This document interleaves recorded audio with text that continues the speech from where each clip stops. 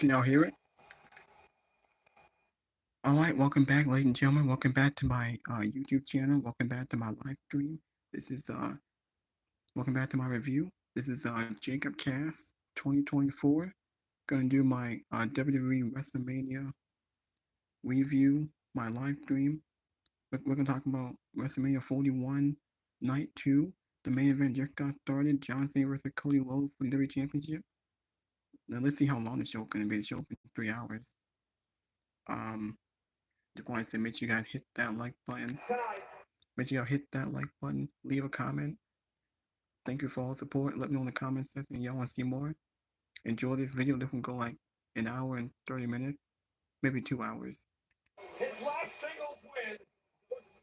Now, while the main event is starting, I'm actually going to show some of it, not all of it, but one you got to hear the commentary. Ago.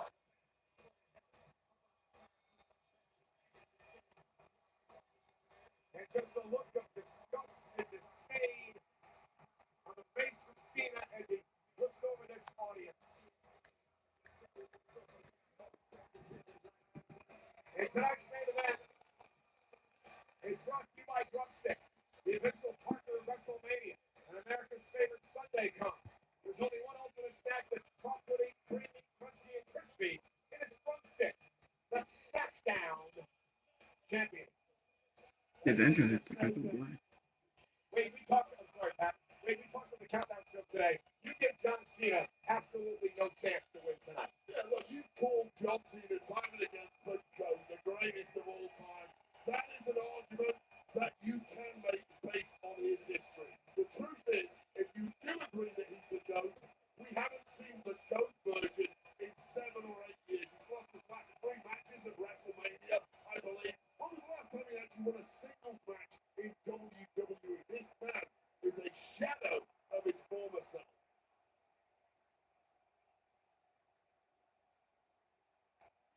Cody Rhodes about to come out.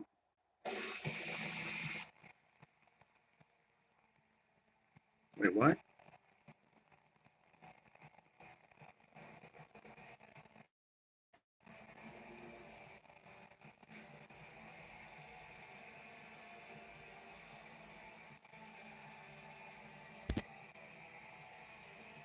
Cody Rhodes about to come out.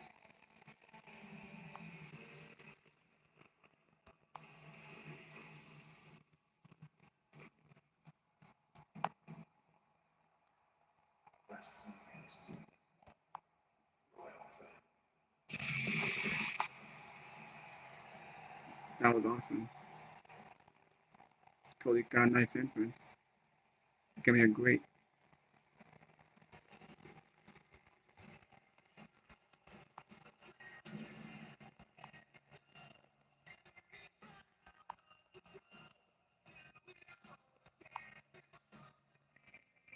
Can y'all hear it?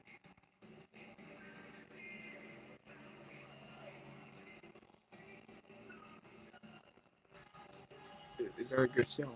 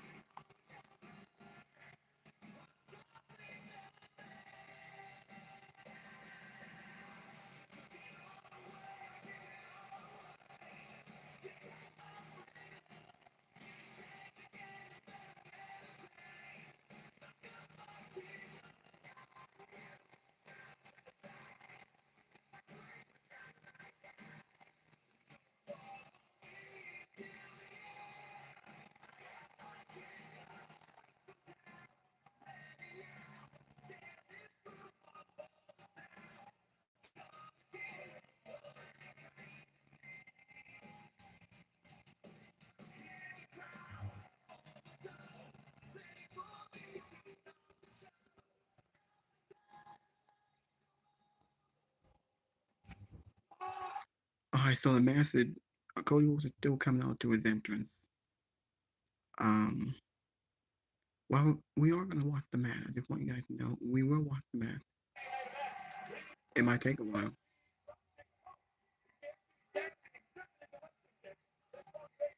Alright, so now Cody Rhodes is still doing his entrance. So I might as well talk about the show. I thought the show was great. Night two definitely delivered. Night two was the better night. It was a lot better than last night. I thought everything on the show was great. Oh, there's Cody's wife, and there's his daughter.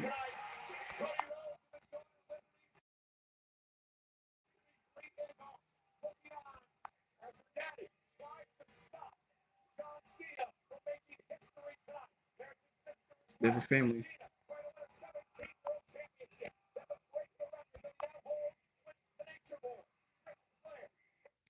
So Cody was his family was there. His wife, his daughter, his mom, his sister. They were all there.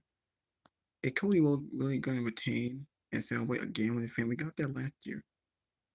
Something had to happen in this main event. There had to be interference. There had to be overbooked. There had to be some shenanigans. But then something had to happen here. If John Cena's on the Pam McAfee show, Paul Heyman, oh, that's already. I think they're. I think they're giving away the finish. That's already foreshadowing. I think they're giving that away. The undisputed WWE Championship.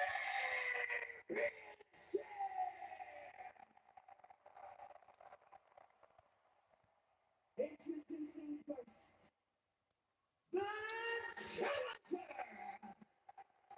from West Newbury, Massachusetts, weighing at 251 pounds, John Cena.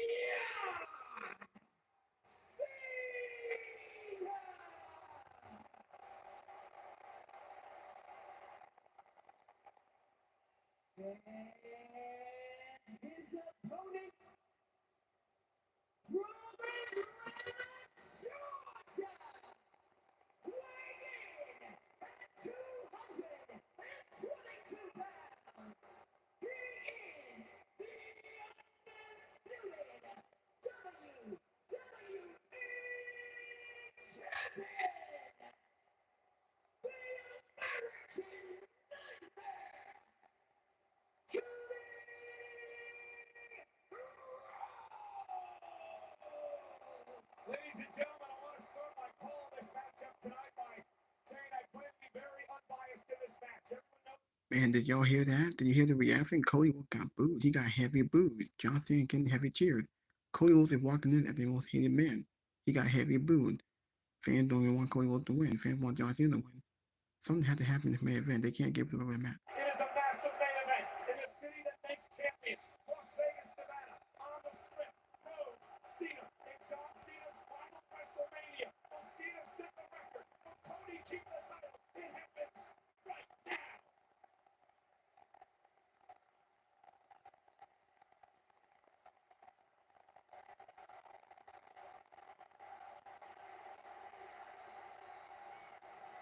Oh man.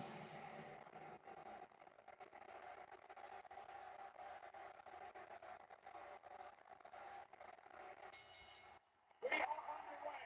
Rhodes and Cena for the undisputed championship. Waiting for Cody Rhodes. What do you need to do to keep the title? You simply need to be yourself. You historically have competed against John Cena when you were always the underdog. The roles tonight have completely flipped. Today, Cody Rhodes is the hot ornament of WWE, and John Cena is a massive underdog.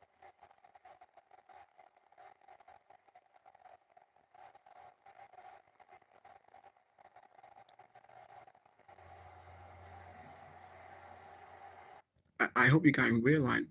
I just saw a sign in the crowd. If Cena loses, rewind. Man, thing really came for John Cena. Very similar to Roman Reigns and No Mercy. It's John for a reason. Any given night to be a John Cena night, no matter how long it's been since he's got a dub. Because once you get in there, you gotta feel the aura of John Cena. You gotta feel the energy of the stadium with John Cena inside of it. Man, it's crazy. A lot of big moments tonight. His biggest without a doubt. Tackled by Cody, and Cena regroups. For John Cena, he won his first world title all the way back to WrestleMania 21 when he defeated the now Hall of Famer JBL. And it was that night I talked to JBL in a bar after that matchup. And he looked at me and Michael, he said, this guy's name is going to be Big Match John. He is going to be massive in big events for the rest of his career, and he has been. Can John Cena do it one more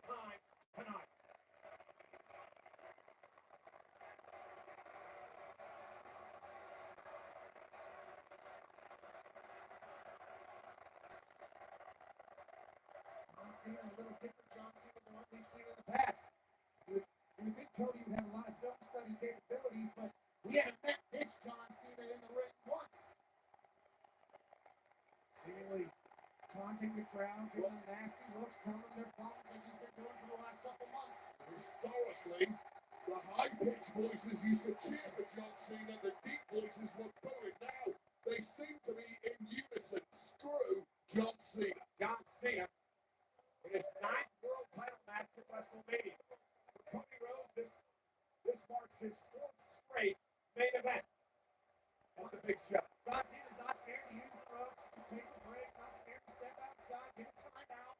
This is new John Cena. I was looking at some statistics earlier. It's interesting. Cody's 0-4 against Cena in his career, but Wade, those numbers can probably be tossed out the window. That was well over a decade ago. What was it? Stardust? Who else are we talking about? Very young Cody Rhodes. This is a different animal. John Cena claimed that Cody was a scared little boy. It's like he's missed the last 8 years of growth of Cody Rhodes, who has turned into absolute leading light of this industry. Cody won the title last year when he finished the story at WrestleMania. He's the crown jewel champion after beating Gunther in Saudi Arabia. And a nice headlock takedown by Cena. Cena needs to keep the pace of this match slow. Definitely. Anytime the old guard's taking on the young guard, you want to keep that thing at a slow pace. Scissors applied by Cody Rhodes. John Cena's got a timeout or two on that. Cody Rhodes sends Cena outside again, and John's got to regroup. John Cena's just been a step behind from the word go in this one. Is that age? Swarming it. Is that age? It's age. It's ring rust. Old Father Time is undefeated. John Cena can get a great promo. And Cody with a suicide dive. And Cena taken out. And Cody Rhodes is fired up tonight. John Cena's taken a lot of personal shots at Cody over the last few months. Cody Rhodes has sent a few back as well. John Cena can't wrestle. Now Cody's wrestling as best he's ever done. Big right hand. John Cena wants to prove to the world that he can wrestle tonight. Hence yet another side headlock on Rhodes. Backs him into the corner. His best offense so far is It's a great thing. right hand. The It's a good match. heavyweight will lose is his punch. Let's see very much in the way. So far, the match is starting off pretty good, starting off slow. I'm the building to the story, the building to the feud. John Cena, for the first time at the heel from the fans, Cody Rhodes, their guy, their face, the most over baby face. Hopefully the match picks up real soon. That John Cena is the GOAT. That he is the greatest of all time. That he could do that tonight. I'm kind of worried now because Michael Cole said that Cody's 0-4 against John Cena. Is he gonna win here? Is he gonna be winning? Is he gonna finally beat John Cena? Or is he gonna be 0-5? As the I don't know. into a dogfight. Absolutely. Muddy it up a little bit. Slow it down a little bit. Old John Cena's a GOAT for a reason. He knows how to win matches. WrestleMania 20. First time we saw John Cena on the grand stage at WrestleMania 41. It'll be the last time that we see John Cena at WrestleMania. Stop breaking the leg. And John Cena trying to pull it off. Stop. And a vicious knee to the side of the head. What is Cody Rhodes going to be able to go post to post with it? What if I beat Cody Rhodes down a little bit? Is the question Cena's asking. Well, Cena's also been through it all. He's seen it all. He knows all the tricks in the book. There's Cody approaches the ring with authority. What am I with my Cena? Trying to break the back a little bit of Cody Rhodes. Still has that immense power that he's always had. And I like what John's doing here, Wade. Pace. Slow pace of the matchup. Not trying to get himself all tired out of sorts early on. Endurance. You're always going to back the younger guy in that kind of situation. Especially a guy like Cody who's in the ring each and every week. 3 or 4 days a week. He's our champion. He's in his prime. Cena's got to get him out of that for a night. I mean, you know better than anyone. You can work out in the gym as much as you want, but it doesn't prepare you for what you have to do inside the wrestling ring. Oh, you can be miles and miles on the treadmill. Absolutely worthless when you get to game speed in the ring. Try inhaling when you're getting kicked in the gut repeatedly by the likes of John Cena. And Pat, what we're seeing here, he's getting Cody's head a little bit. John Cena dominating, playing with him a little bit. And it's not like what we've seen before from John. Those are two just big kicks that have cleared out Cody Rhodes. A big lariat there. John Cena's got new offense apparently. Cody's real. And another clothesline by Cena. Cover now for the championship. Cody at 1. Something we haven't really focused on is the amount of pressure pressure on the shoulders of Cody Rhodes. It's not just a championship match here. He is trying to defend the future of this industry, the legacy of that championship that has so much history behind it. John Cena wants to take over for good. And it's also the legacy of Cody's family. I did an interview with Cody Rhodes for Top Out Show. He talked a lot about the tremendous rivalry that Cody's late father, Dusty Rhodes, had with Ric Flair. One of the greatest rivalries in professional wrestling history. And I asked Cody if he felt something like that he couldn't let Ric Flair down, couldn't allow Cena to beat that title reign. And Cody said he did feel some of that pressure, but he didn't want to let Flair down. He's been such a mentor in his career as well. And that can be a kryptonite for Cody Rhodes. He does have a certain hero complex at this point as the leading light of this industry, which is an absolute peak. And he feels solely responsible for holding it together. Time slam by Cena. Cover. Championship up for grabs. And Cody kicks out. And what I'm seeing out of Cena now is the confidence. It's not a cockiness right now. It's a confidence. John feels like he's back in this thing. He feels like he's at home. That's because he's back at home. Exactly, Paul. In between those bumps, that's where John Cena spent most of his life. The open 5 minutes of this match, John Cena looked like a dead man walking. This is turned around in a big way. It's the experience factor. He knows exactly what he's doing, where he's doing. John in tremendous shape as well as he takes the Cena on the top rope and watches Cody make it to his feet. There's a big axe handle right across the top of the head. Cody looks a bit out of sorts here. Suddenly, John Cena knows what to do and when to do it. We'll talk about the pressure on John Cena's shoulders. His final ever WrestleMania. If he loses this match, what happens to the rest of this retirement tour? Do we just cancel it? Does he go away for good? He kind of has to win here. I don't think that's the case. I think All right, hold on a second. Hold on.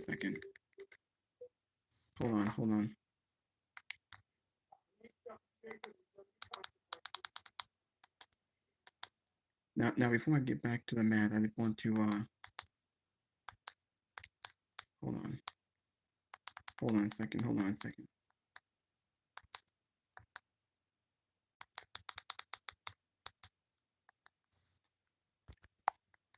Now, before I show you the podcasters first.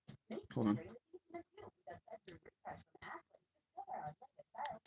Like I said, my YouTube video is sponsored by BC Amplified,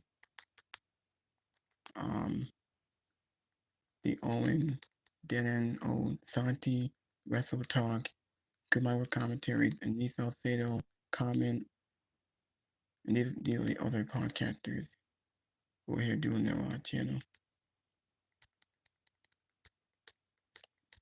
We told everyone not doing live streams.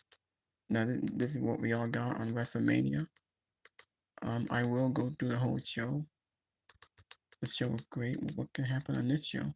They said John Cena's advertised for WWE Takeover Perth this October in Australia.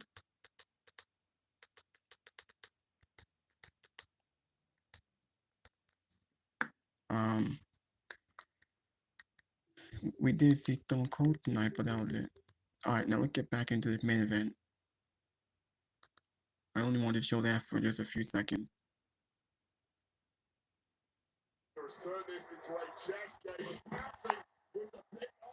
Alright. Match is still going on. The main event still going on. The main event still going on. Still starting very slow. It's about to pick up. Alright. Shoulder tackle. We've seen this before.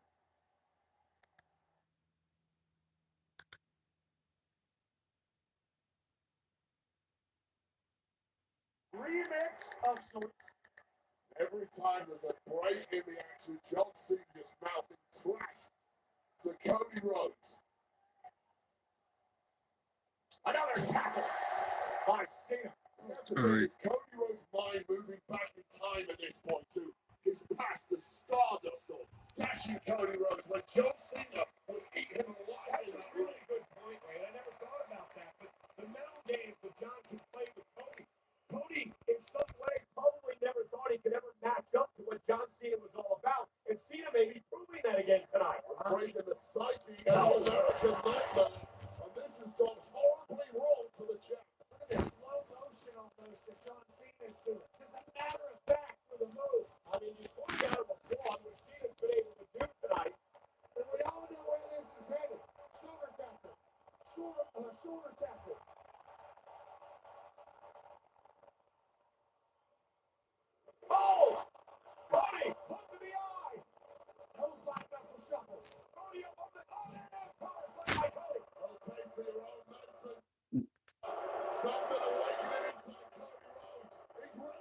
Cody Rhodes is getting so hated. He's getting so booed out there. The crowd does not want that guy to win. He's getting booed. John Cena tried to win for the final because he for Cody counter. They're booing him. I see a lot of fans in the front row. They're booing Cody Rhodes. Holy moly. WWE fans tonight saying up on the greatest kick from Cena. Cody caught him from Rhodes. Cover to retain. Hook of the leg. John kicks it too. I think WWE and Triple H, they have to know that the reaction's not going to look good if Cody Rhodes wins. You're going to get booed out of the building. The crowd is booing Cody Rhodes.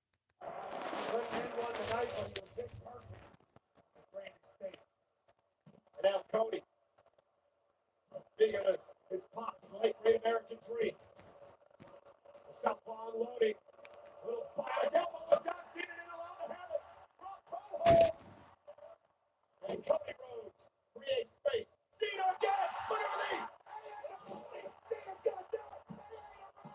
Cody kicked out at two.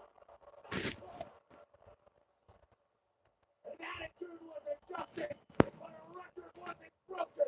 Just when Cody was trying to build a head of steam, the AA connecting, and the kick out from Cody, which perhaps not enough yet taken out of the chapel. We are inching closer to a championship change here. I'm beginning to believe, too, Wayne. John Cena has turned back the clock a decade.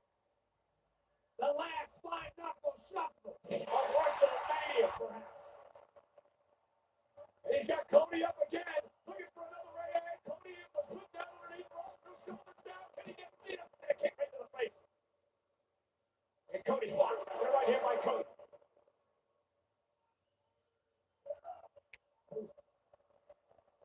He caught Cena with the right. Throws down to the top rope. And a great move by Cena. Wonderful move by the veteran. Yeah, I can't knock him for that. That was the right move at the right moment. You don't like it. It's not something historically John Cena would have turned to. But these are desperate times in the final year of the career of John Cena. Showcases that Cena still has that feel. He knew exactly what he needed to do. Cena to the second rope. John Cena hoping to put an end. He's about to go to a second AA on the top rope. WrestleMania Sunday. Cody on his shoulders. Cena for the middle of the ring for the 17th world title. Kick out by Cody. He kicked out 2 AAs. That means John got kicked out with a few crossroads. How quickly the confidence goes away with this avalanche AA from the second rope by Cena. He thought he had him. We thought he had him. Cody stayed alive. And this is the moment the master plan starts cracking in the mind of John Cena, who has dictated 90% of the matchup. It is nuclear weapon. And it simply didn't work. He's underestimated the resolve of Cody Rhodes. John Cena's rolling through the Rolodex of moves throughout the past 21 years of WrestleMania. What is it going to take to put Cody Rhodes away? Cena from the top rope. Cody Rhodes caught it. Stacks him up. Kick out by Cena. Well, that's just answer the question for me. How deep does John Cena dig when he's on defense, when he's taking heat, when he's getting beaten around the ring? That was a massive, massive impact high on the neck and shoulders of John Cena, and he had an answer for that. How much longer? Well, that's the problem. The longer this match goes, the better off it is for Cody Rhodes. Top rope for Cody. Cody caught from up top. He caught Cena to retain. Hook of the leg. John kicks it again. Both of them have hit their best shot on each other. Well, there was a huge question mark about whether John Cena can reach his historical best on the offense, yes, but taking a beating too, and he's still kicking out after some of Cody Rhodes' greatest hits. And again, guys, John Cena has nothing to lose here. This is his last WrestleMania. John Cena is playing with house money in Vegas.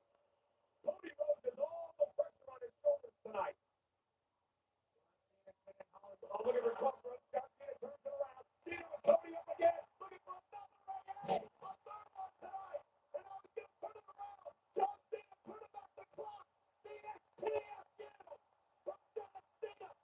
at TFU.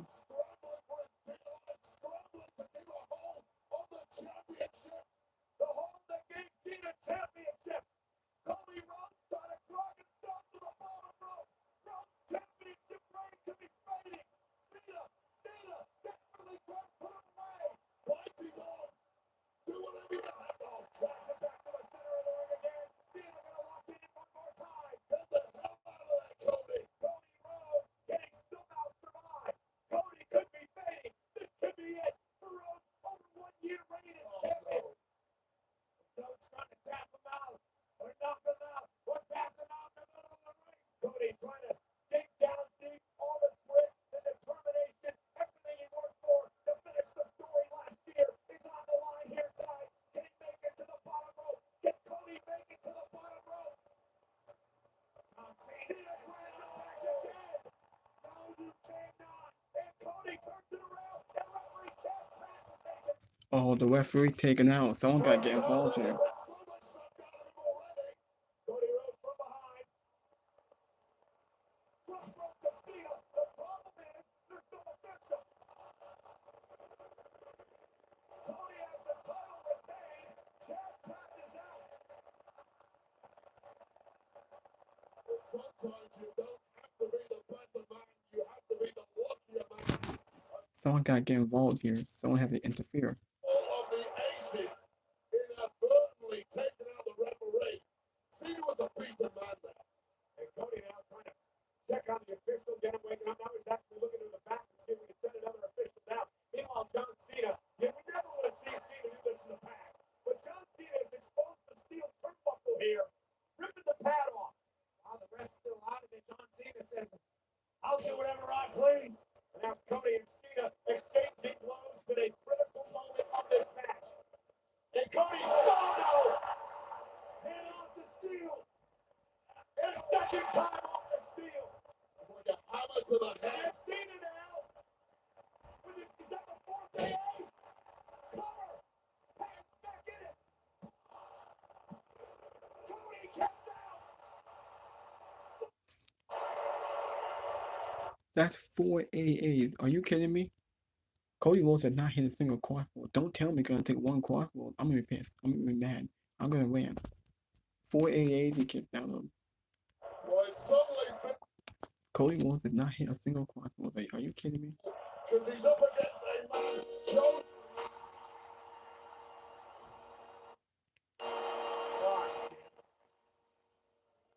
Travis Scott. I knew that we would get Travis Scott. Of course he's gonna show up. He's the one that bust them open at the chamber. Earlier today.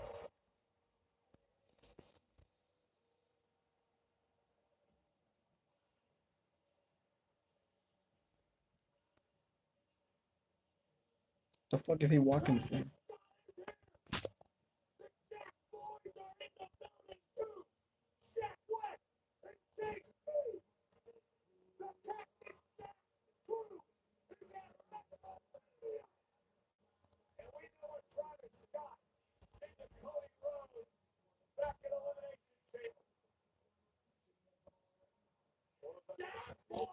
Why the hell is he walking out?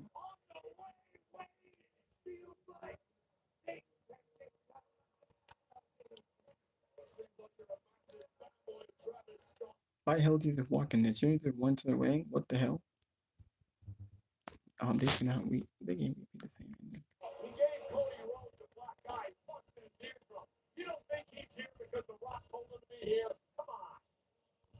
I don't like it at all. He's also the man who created. So what Travis Scott gonna do? And who's gonna take out Travis Scott? No, really, who's gonna take him out?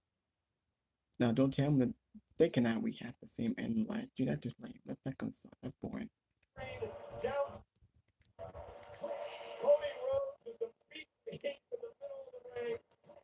And John Cena all smiles for the arrival of Travis Scott. Says John Cena to Travis Scott.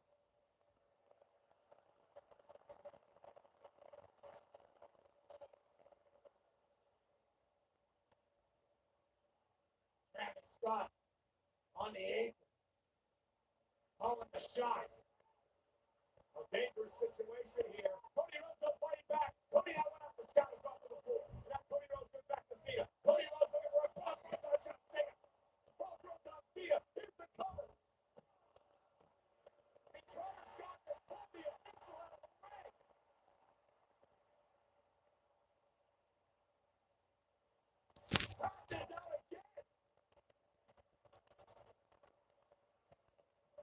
So who's gonna help Travis?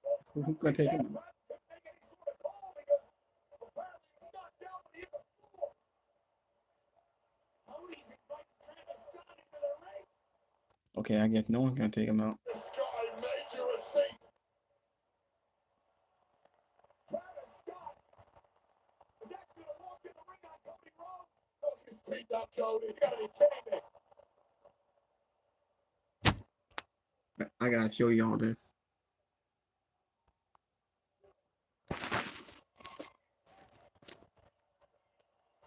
Oh no! Cody Rhodes isn't going to let that happen again. Rhodes has got him in position. Crossroads. I get those goosebumps every time. Cody Rhodes hits that. Travis Scott. This crossroaded out of WrestleMania. Guys, meanwhile, guys. Cody, turn around, Cody. Turn around, Cody. John Cena's in the ring with the championship. Cena with the championship. And Cody Rhodes Wait a minute. in a tug of war with Cena over the title, and Cody now has it. And Cena begging off. John Cena said to Cody Rhodes, at some point you're gonna have to make a choice. Do it, Cody. Be a good guy or be a bad guy. What is Oh Cody no. Rhodes gonna choose? And he's trying to be the good guy, and John Cena just kicked him in the. Well, those who's putting on Cody. And John Cena has absolutely Cody gonna reverse it. There's no way. being a bad guy. Cody Rhodes wanted to do it fair and square. John Cena didn't give a damn. Can't pat his back. You cannot be a perfect ambassador. Covered by Cena. Covered by Cena. Back in the ring. John Cena has just What? Cena is the 17-time world champion. What?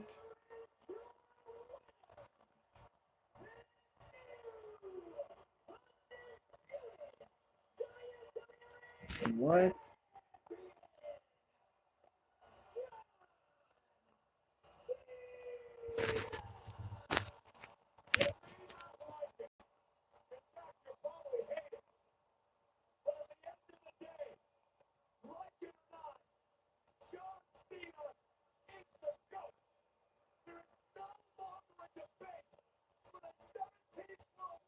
That was it.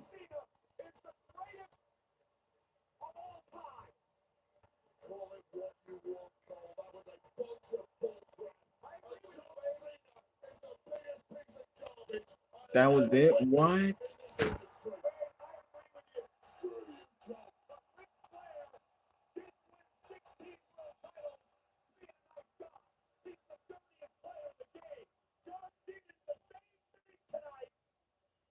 Set the record at WrestleMania. Travis Scott came out to assist. Check West and Chase Spear. That was it. What? He used the title off of Cody's head. And here we are. Celebrating the greatest of all time when it was all said and done. It is going to be an interesting Pat McAfee show tomorrow morning when John Cena appears at 12:15 Eastern to talk about what was an incredible main event up to the point when Travis Scott arrived.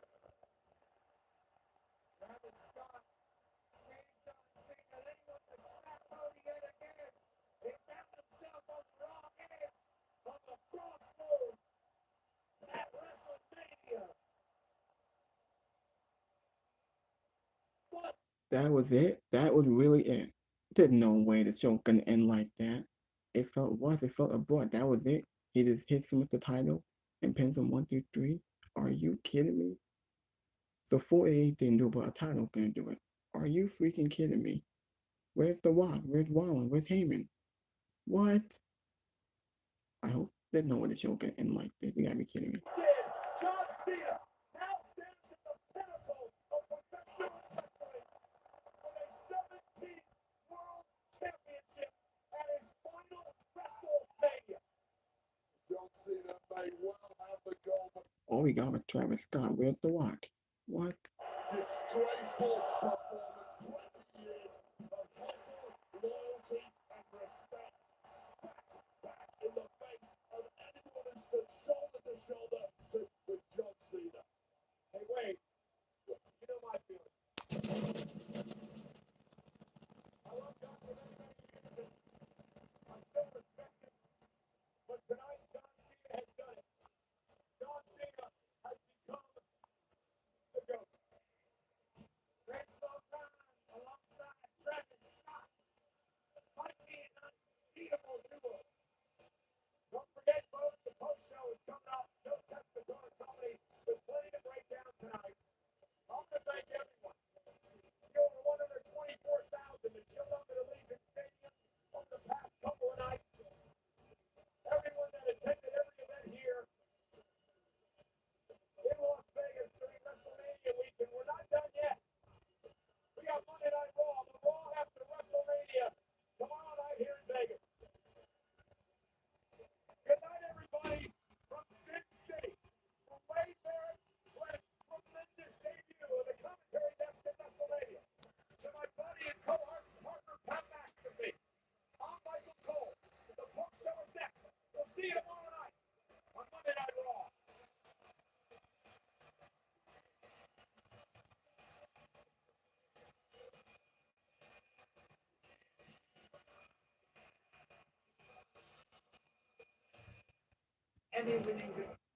Well, that was it. That was it. That was the ending of WrestleMania 41. That just felt anticlimactic. That just felt lame. What in the hell was that? No Rock, no Rollins, no Paul Heyman. There was no interference like Travis Scott. What Travis Scott doing here? Well, that was just lame. That was just lame. What in the hell was that?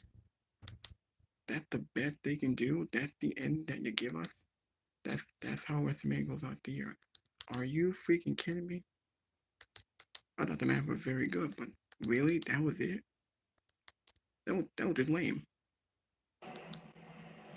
That was just lame. That was anticlimactic. Really, a title shot, and that was it. So Triple H played it safe. There was no interference. All we got was Travis Scott. As soon as the referee went down, you knew someone coming out. Travis Scott, that was it. There was no Rock. So Triple H played it safe once again. There was no Rock. We didn't see Paul Heyman. He could be on the Pat McAfee show, but there was no Seth Rollins. No one got involved. No Rock. I was hoping the Rock would come out. That was it. That was it. That just sucked. That ending was lame. That felt anticlimactic.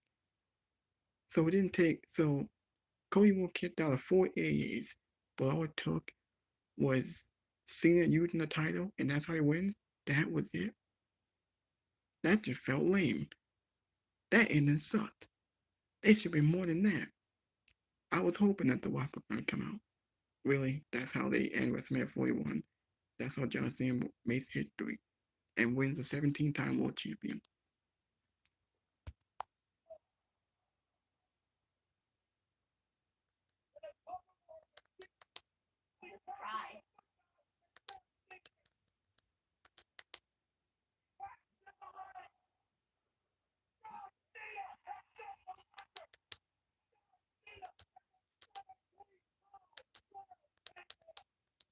Oh my god. I'm happy for Cena, but that sucked. That sucked so bad. That ending was not good.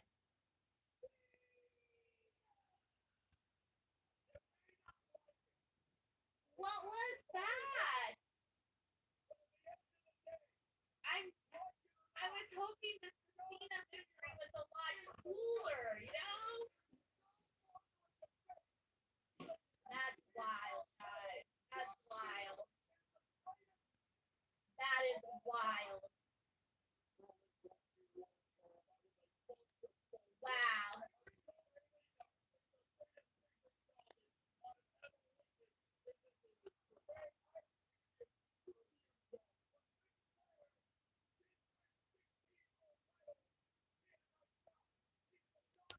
So there was no Rock. Now we all expected more than the Travis Scott get involved. That's the best they can. That's the best they can do. This just sucked. That was garbage. So 4 AAs, Cody was gonna kick out of 4 AA, but all it took was a title. All it took was Johnson hitting with the title, and that was it. 1, 2, 3. All the hype about this main event was fucking woman. You made everything like a waste of time. Where's The Rock? Where's Paul Heyman? Where's Seth Rollins? Paul Heyman's on the Pam McAfee show with John Cena tomorrow. I don't know I don't know what to think about this. That's how you end WrestleMania 41 main event. That was just lame. I was hoping The Rock would come out and screw Cody Rhodes and beat him up in front of his family and give him on the weight belt. There was no where the fuck The Rock?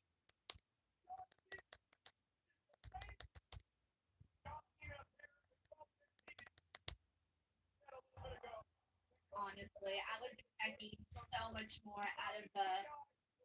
Yeah, I mean, of course, that was the other thing the boy says, and no rock, no rock, no rock, nothing. He made this way too much about Travis Scott. I'm sorry, but it just was not for me. JB said that to the night Denise versus her pants. Everyone is saying on my post here.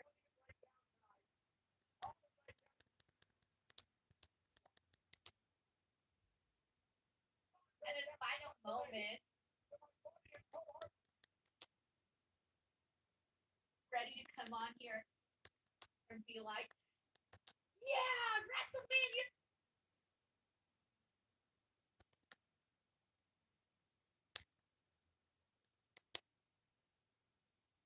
WrestleMania night 2.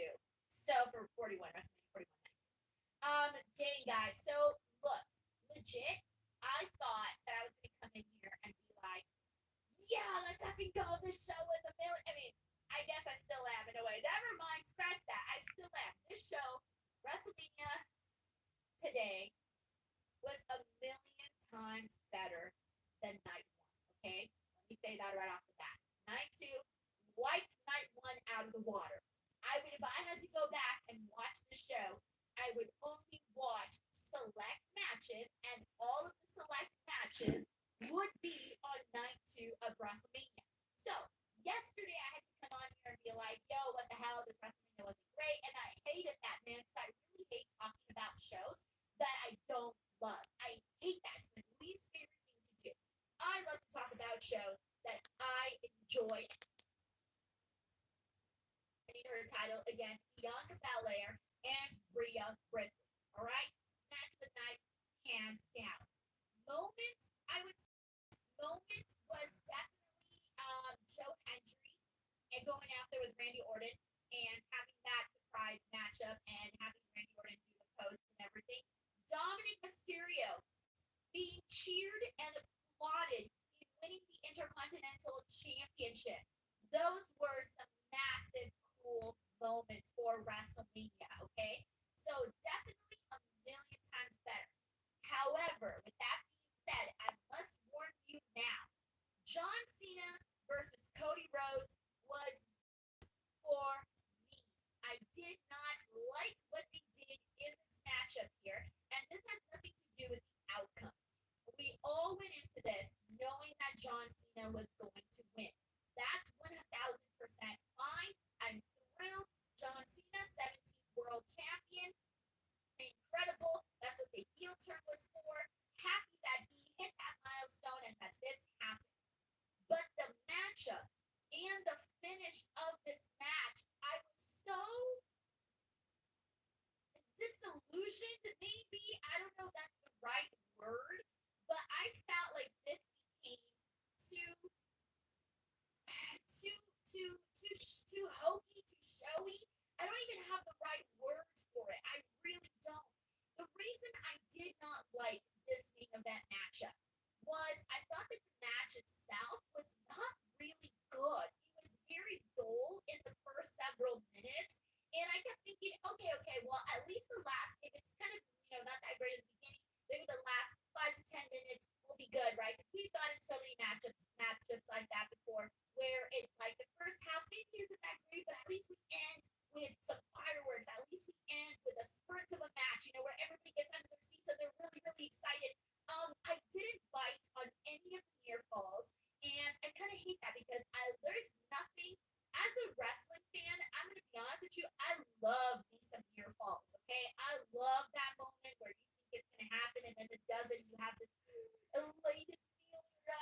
can't believe it. It didn't happen or it did happen. And I love this moment, but it all happens to like what leads up to that. And I didn't feel that we got that in this match. Once we got to the ref bump, we all have been here before. We know how this works, guys. We get ref bumps all the time. It's a thing. It's just what we see in pro wrestling, whatever. But I thought, okay, here we go, ref bump. Let's see what craziness happens. Now, when I say craziness, I was expecting The Rock. I was expecting Dwayne The Rock Johnson, okay? Dwayne, the man who, oddly enough, wanted Cody Rhodes' soul, okay? He wants this man's soul. He tries to shower him with gifts and love and all this crap so that he can sell him his soul. Cody Rhodes stands up to him and says no. And this led to John Cena turning heel. And oh my God, everyone's like, holy shit, what a crazy moment. And Triple H was on the press conference and he's like, are you guys excited now? We're like, yeah, we're excited now. And whatever, right? So we're expecting The Rock. It's WrestleMania. One of the most expensive WrestleManias of all time. And The Rock was in a part of this story. He was not mentioned much throughout this feud with John Cena and Cody. And I thought maybe they're not mentioning him because, you know, he's going to come back at WrestleMania. Maybe they wanted to be a little bit of a surprise, which is weird, but not really whatever. I think people were truly expecting The Rock. I was expecting The Rock. And instead, it was Travis Scott. And fine, Travis Scott was part of the Elimination Chamber, so it did make sense to have him out there. He busted Cody Rhodes' eardrum. We know that, okay? Travis Scott comes out. And here's the thing. In matches like this, when someone comes out, I want it to be quick. You know what I'm saying?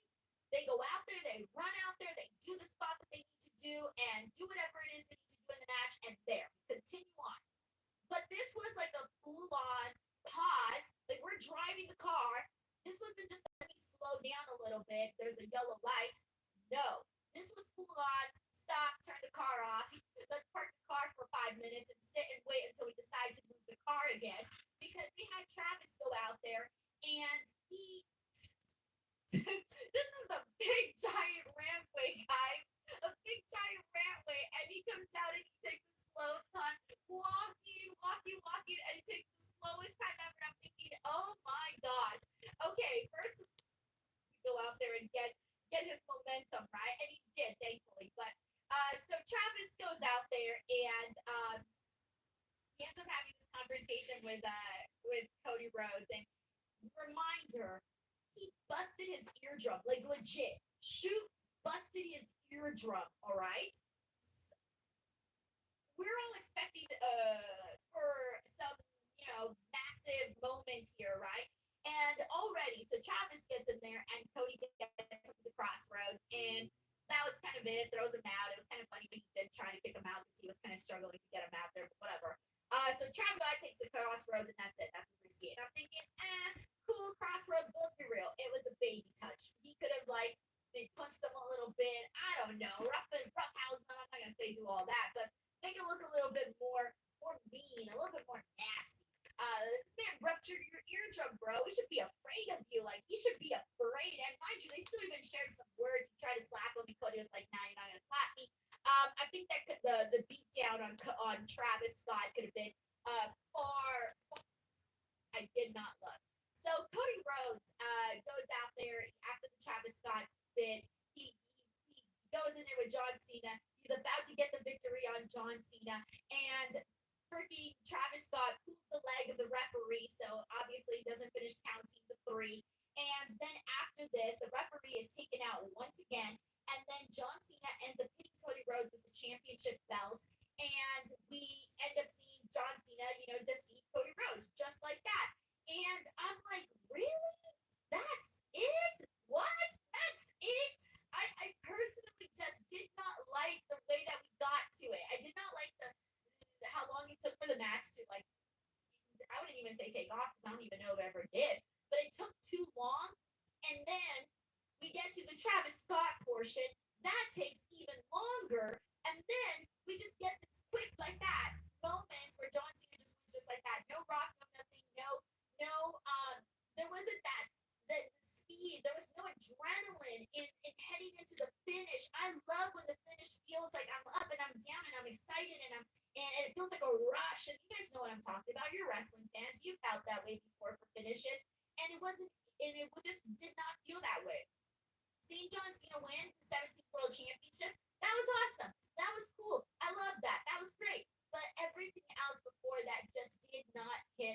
mark with me, unfortunately. So I was not a fan of this main event.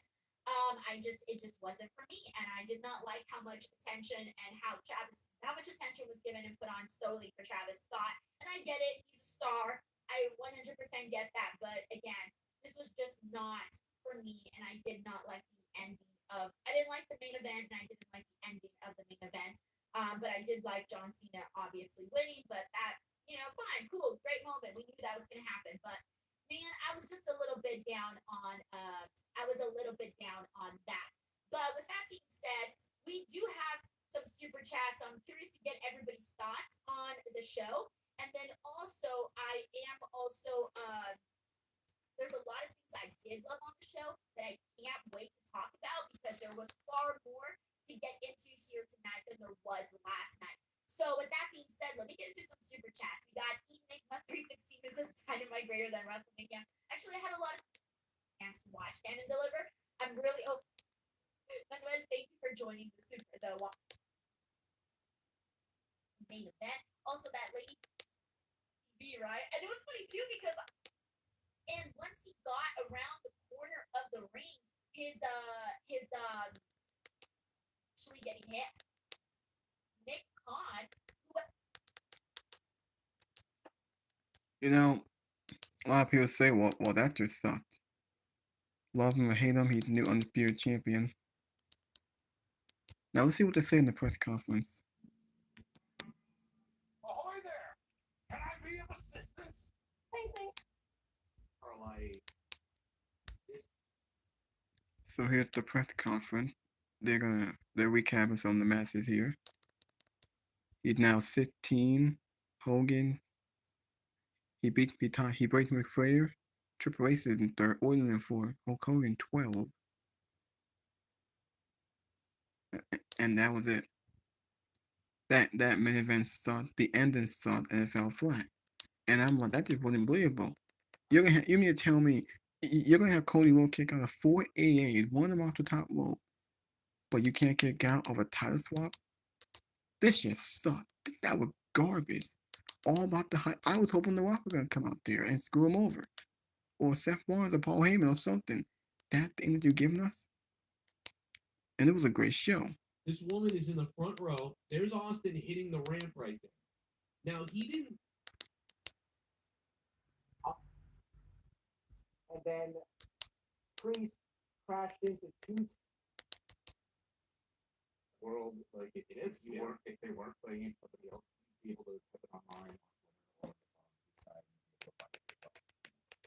Yes, Tony Hinchcliffe was interviewed on the panel and would get a roaring response from the audience later. He admitted, when I was on commentary a few weeks ago, I was in way over my head, and I heard about it from the fans on.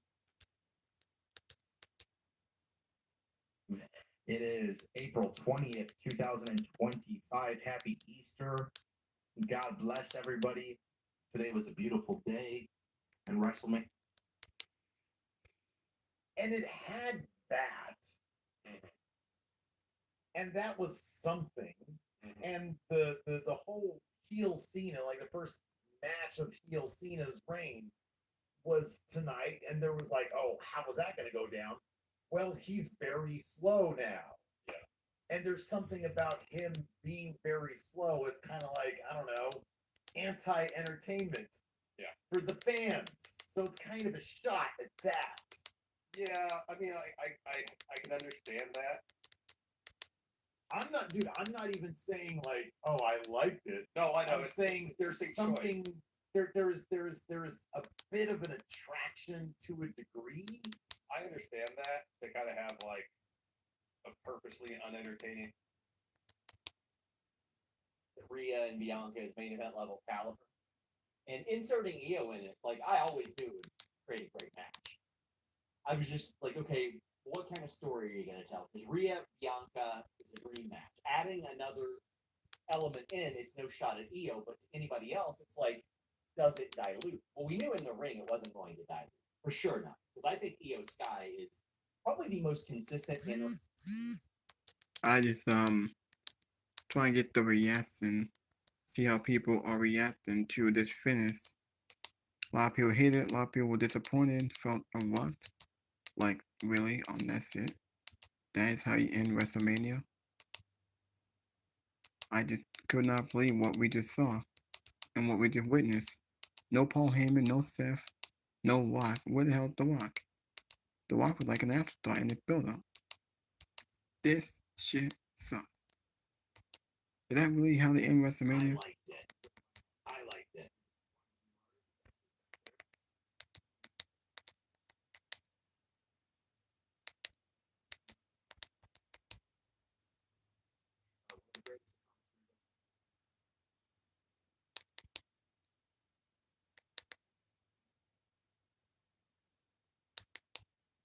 That ended that way, it would have. Just here, Gavin says, my big worry through the tour is Cena gets injured. Oh, yeah, that's got to be worry number one. Right? He's pacing out of town, brother. Stone Cold's changing jurisdiction. Hey, should thank you. All right, but what about. But the way that it went, fuck. Fucking fuck. Trina says Stone Cold joined. Night one main event was way better than this.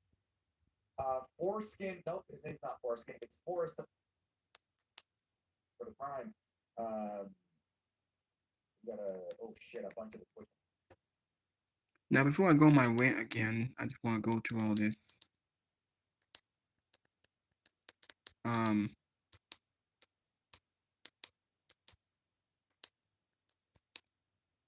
Win number 17 with an incredibly terrible ending. We'll have to wait for them. A terrible ending that was absolutely shit. And you know what? It just made no sense. Now I have to wait for these two. Well, while I go ahead and wait, I might as well just go into the rest of this show. Holy moly. Alright, so this is Sunday. Wanna go to the start over here. Stephanie McMahon kicked off WrestleMania Sunday, came out. She talked about how when she was 16 years old, when we got WrestleMania 9, well, listen, we got to know that she definitely brought up that WrestleMania 9 was in Las Vegas. She was 16 years old when that happened. WrestleMania back in Las Vegas here, her daughter is 16 years old. So that was interesting. So she killed her WrestleMania, got a big innovation. I actually met the day when she was a heel and she got like heel, like go away heel. You know, she was a known heel back then. But she kicked off WrestleMania. I thought the best match was the opener. Io Sky, Bianca Belair versus Rhea Ripley for the Women's World Championship.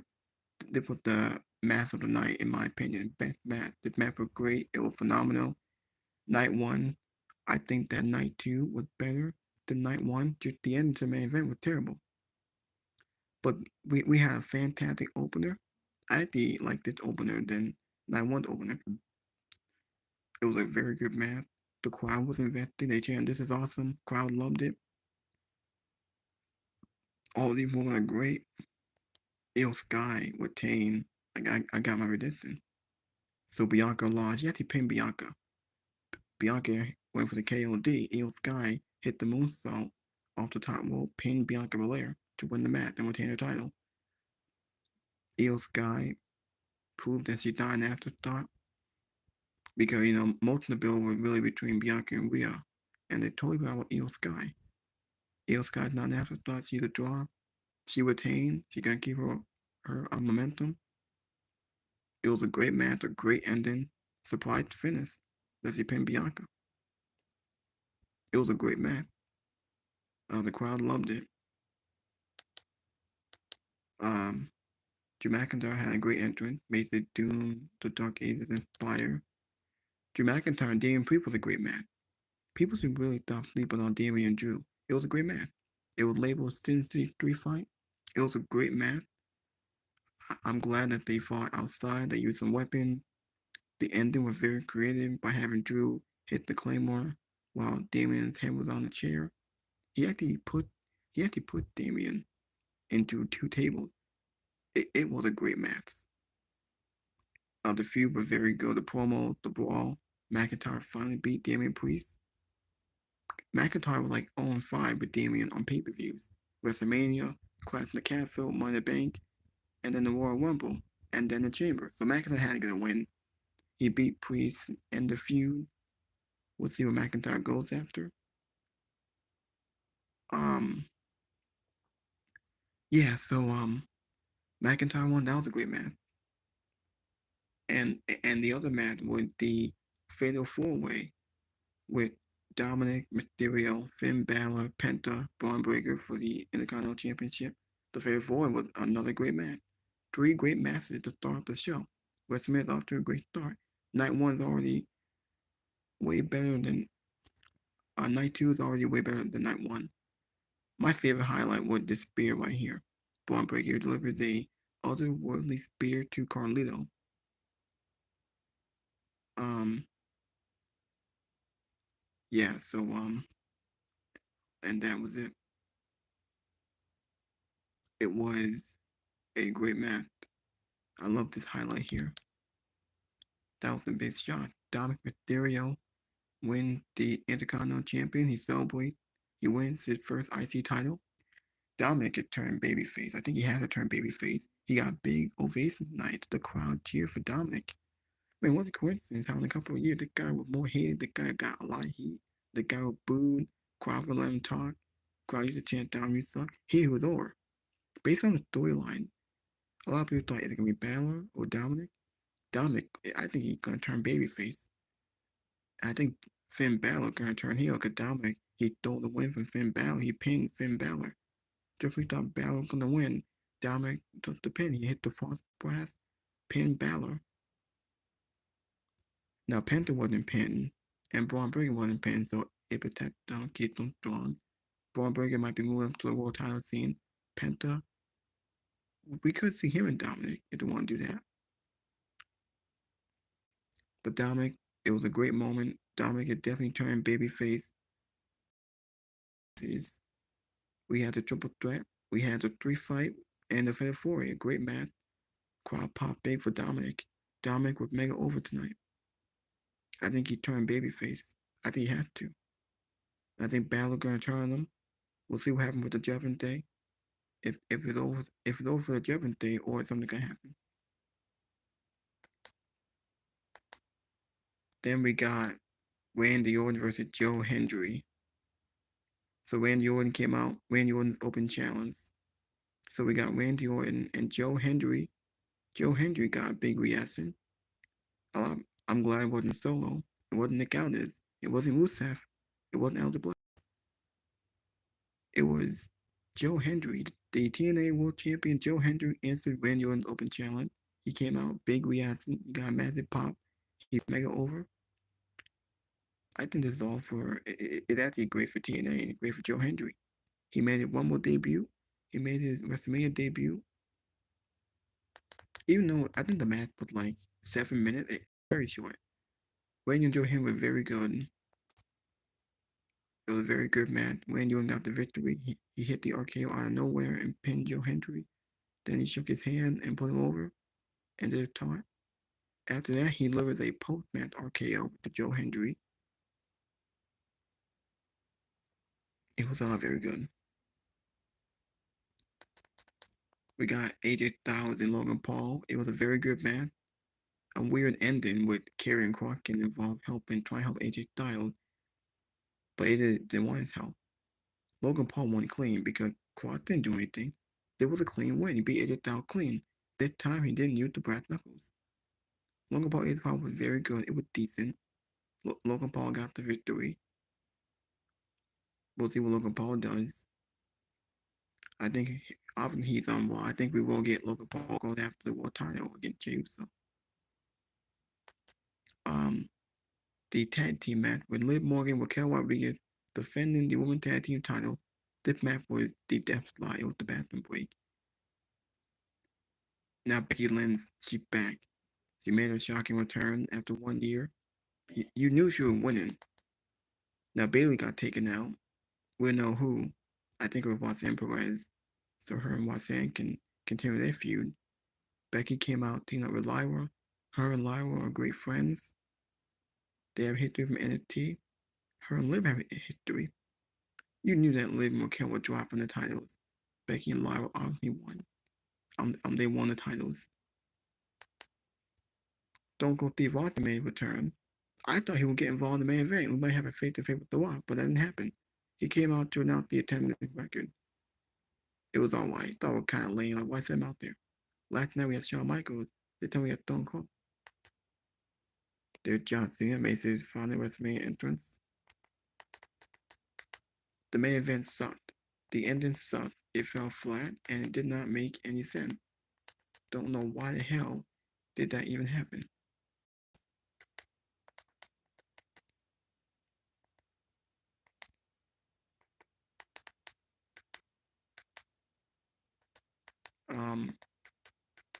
I don't know what to think about this ending. John Cena made history with a dreadfully awful main event. I have to wait until the podcast to get here. JD and Salamaster. It might take a while. So, I actually wanted to show you guys the Slammies. We did have the Slammy Award. Now this is NXT. This is WWE Takeover Perth this October. John Cena, WWE are coming to Australia. I think we had the Slammy Awards.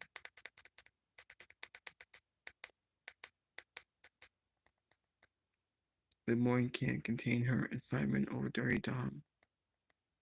Randy Orton shouts out TNA World Champion Joe Hendry. Becky Lynch made a return. She obviously won the tag team title with Lyra. Sucks for Liv and Raquel, but that's how it is. Night 1 was a better show. It was a lot better night. Night 2, I'm sorry. Night 2 was a better show. Night 1 was kind of shit. You know what? I actually prefer the main event of Night 1 than this main event.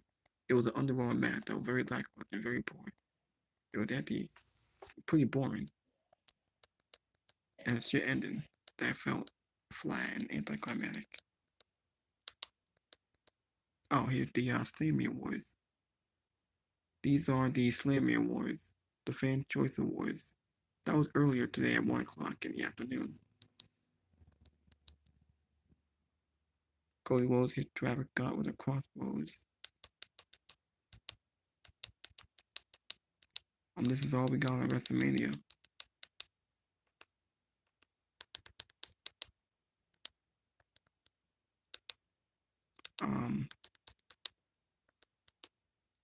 Might well go back to the podcast then.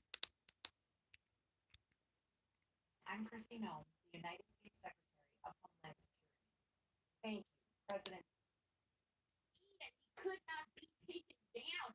And then we had everything that happened between Dominic Mysterio and Finn Balor. We ended up seeing them go at it, which is what we anticipated as well. Dominic Mysterio hitting the 619. Dominic Mysterio getting cheered and people getting behind him in this match. Dominic, as of right now, I consider Dominic a babyface. Let me say that again. Dominic Mysterio has a babyface right now. What? I never thought I would say those words. Dude was getting cheered. People were behind him. Obviously, you guys know he won the Intercontinental Championship. There was a moment where Carlito kept getting involved, right? And Braun Breaker. So Carlito was trying to put Penta through a table. I was so mad. I was so nervous. And then out of nowhere, Braun Breaker pops up and he ends up spearing Carlito right through that commentary table. That was a really, really cool spot. And Penta obviously kicked ass in this too, but it was just a really, really fun match. And this was my second favorite match of the night. And I was hoping that, and I'm going to tell you, I feel like it over-delivered. It even surpassed my expectations of what I was expecting from this. And so with that being said, Dominic Mysterio is now looking like he's a babyface and he is Intercontinental Intercontinental Champion, excuse me. So that's just freaking cool. So cool. I'm trying to remember if there's anything else I wanted to say about this match in particular. Yeah, Dominic. Oh yeah, Dominic also when when he came out with the mask, he couldn't get it off. I thought that was pretty funny. Yeah, I was trying to see what else I remember from this, but it was definitely worth watching. That's for sure. Alright, so I actually have a lot to say about the main event. I want to go on a rant, but I want you guys to listen to Salamonster and JD. But all I have to say is that, hey, Walk, if if this is how disappointing that they can give the fans, then stay the fuck away. If the Rock gonna disappoint the fans, then he should stay the fuck away from wrestling. He should, because that main event was awful. The ending was shit, made no sense. Why they end like that? I don't know if it's Triple H or if it's The Rock. No Seth Rollins, no Paul Heyman. No one else got involved. When you see Roman Reigns, The Rock didn't get involved. All the hype to the main event was fucking ruined. It was just fucking awful. It was a great show, but the shit ended. How would I equal? I agree. I don't understand that. I don't know how it's going across. Was Logan Paul's weird ass friend out there to pass him some brass knuckles, and then Karrion Kross shows up to stop the whole deal. Karrion Kross gets a hold of knuckles. Awesome, but damn, do you remember how that happened? Like that. A world title victory. I wish that it was a lot stronger for sure. Thank you so much to Tracy. We got South. Oh, we got South. Winning was the highlight of the night. From now on, instead of not letting Dom talk by booing, we shouldn't let him talk by cheering. I can't believe it. Dominic Mysterio, a baby face. And I think now people are gonna even cheer for him like even harder. So it's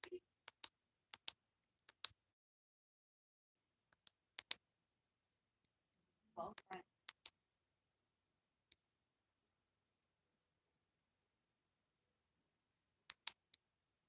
The rest of the show was mid.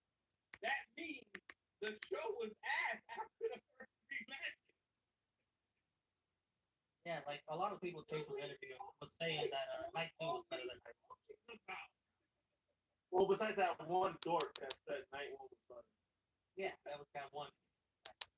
Yeah, there's always a he said night 1 will.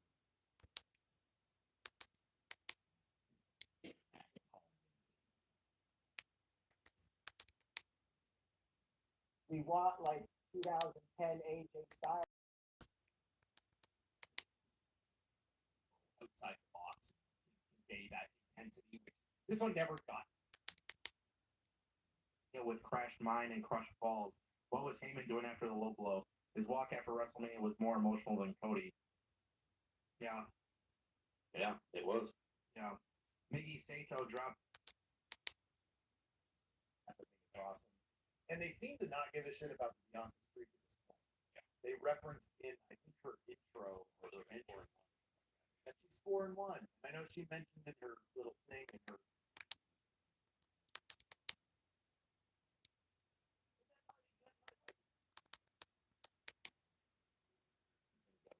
Probably where else? You're gonna say great because I've got Blue Chew in the code FIFO, and this first shipment was free because they're so confident in that product.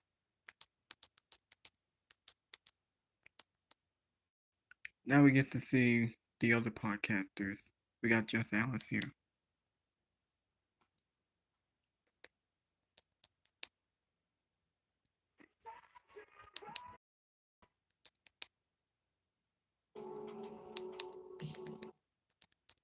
Man, I can't wait to see I can see what they have to say. JD, Salamonster. Everyone else is very disappointed. John Cena defeats Cody Rhodes, breaks the record in a shit main event and a shit and no garbage. All the hype of this main event was fucking ruined. Oh, that's the best Drew can do, Travis Scott, or is it The Rock? If The Rock not gonna show up, then don't buy show ever again. I think WWE played us and trolled with the fans. Because, well, fans didn't get what we wanted. Stone Cold was there, but he didn't get involved in the main event. The Rock wasn't there. Heyman, Seth Rollins, nothing made sense. You know what? I actually prefer night one main event. That was actually perfect. And that was great. This was shit. And John Cena looked older than what he was a couple years ago. Spamming finisher. I just don't understand that. I I really, really don't.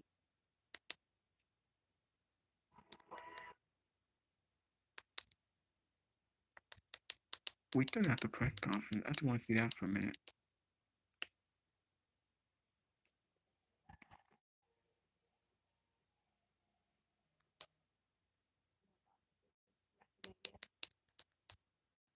There's Lyra, and there's Becky's daughter.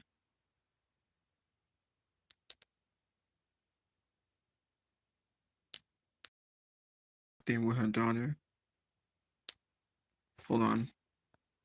I just want to look at the press conference first. You deserve it. Crowd chanting, you deserve it to Dominic. Yeah, Dominic is definitely a babyface. Okay, so Logan Paul. Then we got Dominic.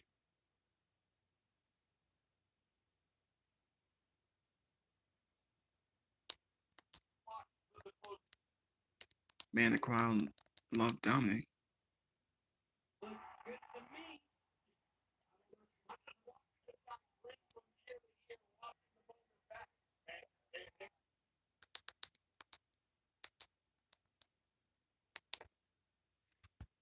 Show with an excellent ending. WrestleMania Sunday, which just concluded only a few minutes ago, was a largely excellent show with a terrible ending. That is the best way that I can sum up 41. I don't understand how. Put it this way. I'm trying to collect my thoughts here. I'm trying to figure out if this is unbelievable. I'm just picturing Stone Cold driving his ATV into the barricade before the main event and just thinking what a great metaphor it was for what we got in the main event tonight. I'm trying to figure out which is worse. Austin's driving or Triple H's booking of that main event tonight. And I'm not sure I really have a straight answer for it. John Cena is a 17-time world champion. That's really the lead story here tonight. John Cena has made history by becoming a 17-time world champion. He did so as a heel. And he did so with the help of Travis Scott. So when they go down in history, in the record books, and people look back on this moment and they think, oh man, I wonder what happened. When John Cena won that record championship at WrestleMania 41, they're going to see that it was Travis Scott who assisted him in doing so, not The Rock. The Rock was nowhere to be found tonight. I was stunned. Absolutely stunned that we got Travis Scott, but we did not get The Rock. And I have a theory about this. Because it goes back to Bad Blood, when we saw The Rock in October. You remember that? When The Rock came out at the end of the show that night? That was the night that Cody Rhodes and Roman Reigns, they teamed together against the Bloodline. And The Rock comes out. We hadn't seen The Rock since the Raw after WrestleMania. And there he is. And he's out there with his Brahma Bull belt that he's very proud of, over his shoulder. And he just stands there. And he gives the cutthroat signal, and he leaves. And he's never heard from again until we see him in February, when he magically reappears in the weeks leading up to the Elimination Chamber. And he has that very bizarre segment with Cody where he says, I want your soul. And that became the big story now going into Elimination Chamber in Toronto. What does he mean by that? The Rock wants Cody's soul? This is fucking weird. So then we get to Elimination Chamber and John Cena wins the chamber. He punches his ticket to go to the main event of WrestleMania and challenge for the title of his choosing, which actually, I guess Jey Uso had already made his choice. So he would go to WrestleMania and wrestle for the WWE Championship. And then we got that great segment at the end of the show.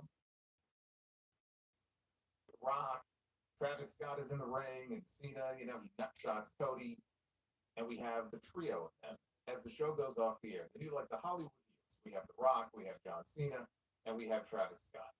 And I said, you know what? That's a really cool ending. As heel turns go, this will go down as one of the best heel turns and one of the more shocking heel turns that we have ever seen in wrestling. Boy, I can't wait to see how they follow it up. And then, of course, we all saw what happened. We didn't see The Rock. We didn't see John Cena for 2 weeks. Then John Cena shows up, and he's telling us how he's been having all this pent-up frustration with us for 25 years, and he's just healing on old fans, right? 2 weeks of that. Until finally we got that great segment with him and Cody in the ring where they actually went back and forth on the microphone. I said, okay, this is more like it. This is what I've been waiting to see. And we didn't see Cena again until SmackDown on Friday night. And I said, well, they must have something big planned for this WrestleMania main event. And surely The Rock will be there. What role will he play? What other cameos might we see? Because we saw what happened last year at WrestleMania. It was fucking their Avengers Endgame. When Cody finished the story and we saw all these different people involved, and it was exciting and it was overbooked, but it was a great main event. And I said, I wonder what they have planned for this year. And then to see what they gave us here at the end of this show, I tell you what else surprised me. The fact that we have back-to-back nights of WrestleMania with main events that ended with nutshot finishes. Who approved this? I would like to know. We have back-to-back nights of WrestleMania. The main event last night, we had nut shots. Some say that Paul Heyman's fist is still surgically implanted up Roman Reigns' ass. And then tonight, we have John Cena in the closing moments of this championship match, kicking Cody in the balls. And then pinning him to win the 17th World Championship. This is how that moment now is going to be remembered. The closing scene of John Cena celebrating his win with Travis Scott and his replica belt standing in the middle of the ring. So what I am convinced of at this point, basically, as far as The Rock is concerned, is The Rock shows up when The Rock wants to show up. When The Rock's fancy is tickled and he decides that he wants to come back because it's fun, or because he wants some attention, wants to rub shoulders with somebody like Travis Scott, whatever it may be. He just decides to show up whenever he wants to, and then he vanishes. And unfortunately for the creative team in WWE and Triple H and all of them, they're then left to clean up the mess that results from it, because they have to accommodate The Rock. Oh, The Rock's going to come back. The Rock's going to show up tonight. The Rock's going to do this. The Rock's going to do that. Oh, great. We get The Rock on the show, right? Who doesn't want The Rock on the show? But then they have to work around it. And if they have plans in place, too bad. Those plans get blown up because The Rock is going to be on the show and The Rock is going to do whatever he wants to do. And that's the way I'm convinced that that's exactly what happened here. We had no Rock at WrestleMania today. He wasn't even, barely even mentioned, if at all, this weekend. Played no role in the finish of this match. The whole storyline was who's going to sell their soul to The Rock to be a champion. I need a friend. I need a brother. I don't have a brother. Right? That was the whole story with Cody. Now he's got his champion, but there was no Rock on the show tonight. Travis Scott was there, though. Travis Scott was there. This WrestleMania finish, I'm not sure what they were thinking. This was a horrendous finish to WrestleMania this year. And it really is a damn shame, because I enjoyed much of the show. It definitely fell off towards the end there. But the opening matches of the show tonight made up for a lot of what we saw last night on night one. Like, they were kicking ass at the beginning of the show. Those first three matches, like, boom, boom, boom. And I'm like, okay, this is more like it. This now feels more like a WrestleMania. This is what I'm talking about here. Now they're cooking with oil, especially after that opener.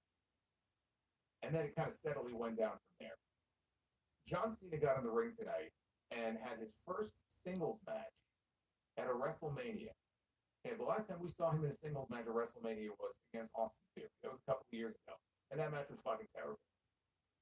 He had not won a singles match at WrestleMania in 10 years before tonight. He had not won a singles match in WWE for 7 years heading into tonight. What kind of John Cena were we going to get in the main event? He worked a very deliberate style, and part of that, I'm sure, was the fact that he's a heel now. So he has to work as a heel. He's been working as a babyface for the last 20 years. So he had to adjust his style a little bit. What ended up happening was we got a mostly very boring main event tonight. This was a main event where it almost felt like he worked this match in a way where he had a call time. Like next week, he has to be on set somewhere to film his next movie. I don't know. I'm watching this match and I'm like, all right, it's a very basic match, but surely it must be building to something here at the end. Yeah. What it built to was just fucking terrible. And it's a real damn shame that when people look back on this moment, that John Cena broke the record and won number 17, it's going to be such a shit ending to this WrestleMania that people are going to be looking back on. It sucks. Very unfortunate. And I know Triple H wishes that all of the critics and all of the prognosticators out there would, in his words, just fuck off and would just be a fan. Just be a fan. Just shut up and enjoy it. Shut up and enjoy the ride. All right? Because you can tell the criticism of the road to WrestleMania this year, it got to him. Because he's not used to it. He's used to getting a lot of effusive praise from so many people. You know, Papa H. Google Steel Tracksuit Incognito mode. Use DuckDuckGo and with a private browser. Day night, I will get to ya. You know, man, I love pro wrestling. I do.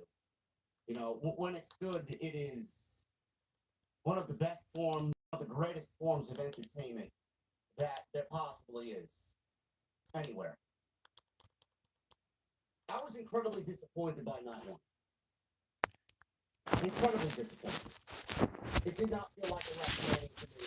I know you guys felt the same way. The only thing that felt like a WrestleMania to me is CM Punk, Roman Reigns, and Seth Rollins. That's it. Excellent storytelling. Excellent way to go off the show. Excellent cliffhanger. That could have easily bled into night two, coming out of night one. We were excited. We were down, and we were at a high, and we were excited about tonight. Even on paper, night two looked better than night one. Night two got started with a tremendous, and I mean absolutely tremendous, opening match. The only thing that I could possibly even think of in the moment that was a better opening match at WrestleMania was at WrestleMania 10. It's when Bret the Hitman Hart and the King of Hearts, Owen Hart, to open WrestleMania 10 at night. Not by someone who I thought it would be, but it was answered by the TNA World Heavyweight Champion, who had a WrestleMania moment that I'm sure he wasn't expecting to have, but he had it tonight, and good for him. Becky Lynch is back. She was a replacement for Bayley in the women's tag team title match. First match back. Not the first time that she's come back. And what? Energy was different. The vibe was different. It felt, it sounded like a different WrestleMania. Ladies killed it. Drew McIntyre and Damian Priest killed it. Dominic Mysterio winning the Intercontinental Championship. Killed it. Crowd popped huge for Dominic winning the Intercontinental Championship. Story coming out of that with the tension between the Judgment Day. Looking forward to that tomorrow night on the Raw after Mania. Becky Lynch came back.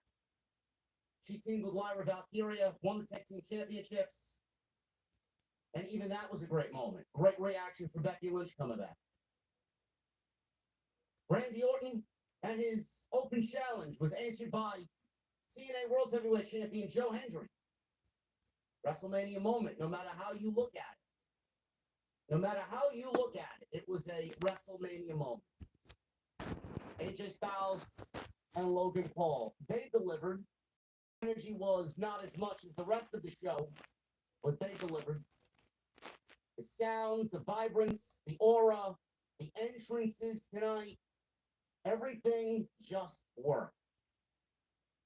The flow of the show worked differently compared to night one. Did anything on this show rival the main event of last night's show? No. Punk, Rollins, and Reigns, absolutely no questions asked, not even close. Match of the weekend. Don't even want to hear it. There's not one match on this show that rivaled that main event last night. Last night was the true main event of this show. Over 2 nights. Tonight's show was fucking great. I don't care what anybody says. I don't care if you want to scream into the void while I give my opinion. WrestleMania Sunday, night 2 of 41, was a great fucking show. Top to bottom, it was a great fucking show. Period. Then we get to the main event. A main event that was built on March 1st in Toronto at the Elimination Chamber. A match that was built from one of the most shocking, if not the most shocking moment in WWE history. In John Cena's final year, he decides to go heel for the first time in 20 years. He sells his soul to The Rock, betrays Cody Rhodes, and he challenges Cody Rhodes for the main event for the WWE Championship at WrestleMania 41 this year in Las Vegas. Everybody was excited. I did more views on that video, on that podcast, on that stream live than I have done any other stream, including these 2 last nights. I've done more live viewers on that one show than I have this year's WrestleMania. So you can tell instantly the impact and the excitement that moment created for everybody. Legitimately everybody. I had 9,300 people in this live stream on March 1st after John Cena turns heel. I haven't come close to that, and I got the best numbers in the fucking community right now. Haven't come close. I got 6,400 people right now. Probably end up with about 75, 8,000 after the WWE post-show meetings come. And still, not even close to what the Elimination Chamber created for everybody. A moment that everybody was super excited about coming on into WrestleMania season. For 2 weeks, WWE did not give us John Cena on television until we got overseas to the WWE European Tour. First week, John Cena versus fans didn't even really say anything to Cody Rhodes or about Cody Rhodes. Week 2, it was more John Cena versus fans with a little dabble of John Cena versus Cody Rhodes. It was then in week 3 in the UK, on the last show before they come back to the States. It was finally John Cena versus Cody Rhodes, and we finally got the first face-to-face where they went exchange for exchange, blow for blow in a face-to-face promo. The one common denominator out of all these John Cena appearances is he never made one mention of why he sold his soul. If we can even call it that. Why he sold his soul to The Rock at the Elimination Chamber on March 1st. We get to WrestleMania, and we get to the main event. John Cena, after everything that he told us, no new entrance, no new theme, no new attire, no new attitude, nothing. Same old John Cena. Jorts, you can't see me, 5 moves of doom, same haircut, everything. Everything is the same. He used this as a vehicle for his heel turn, telling us that we didn't appreciate John Cena when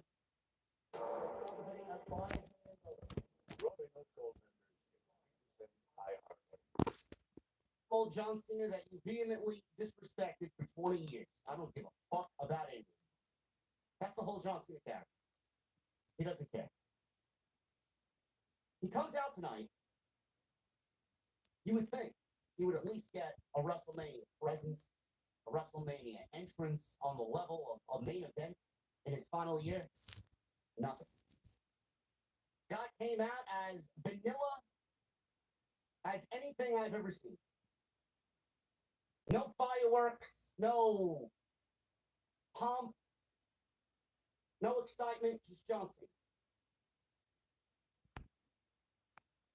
Cody Rhodes gets his entrance, we get the main event, bell rings. I'm excited I'm excited to see how they flush this thing out, especially with his very limited wrestling ability at this stage of his career. And when we get to the climax of the match, I jump off my couch, I get to the edge of my couch, pick up my drink, take a sip.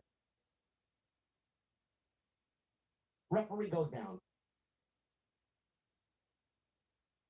And we're left disappointed. Because everything that we have talked about, everything that we have thought about, everything that we logically as a fan base, probably booked better than the people who booked this show. You were left disappointed. Because not only up until that point did you get a very, very middle of the road, downright bad main event because of John Cena's limited wrestling ability. But you didn't get The Rock, Seth Rollins, Paul Heyman, Drew McIntyre. You didn't get anything that even resembles John Cena selling his soul to The Rock.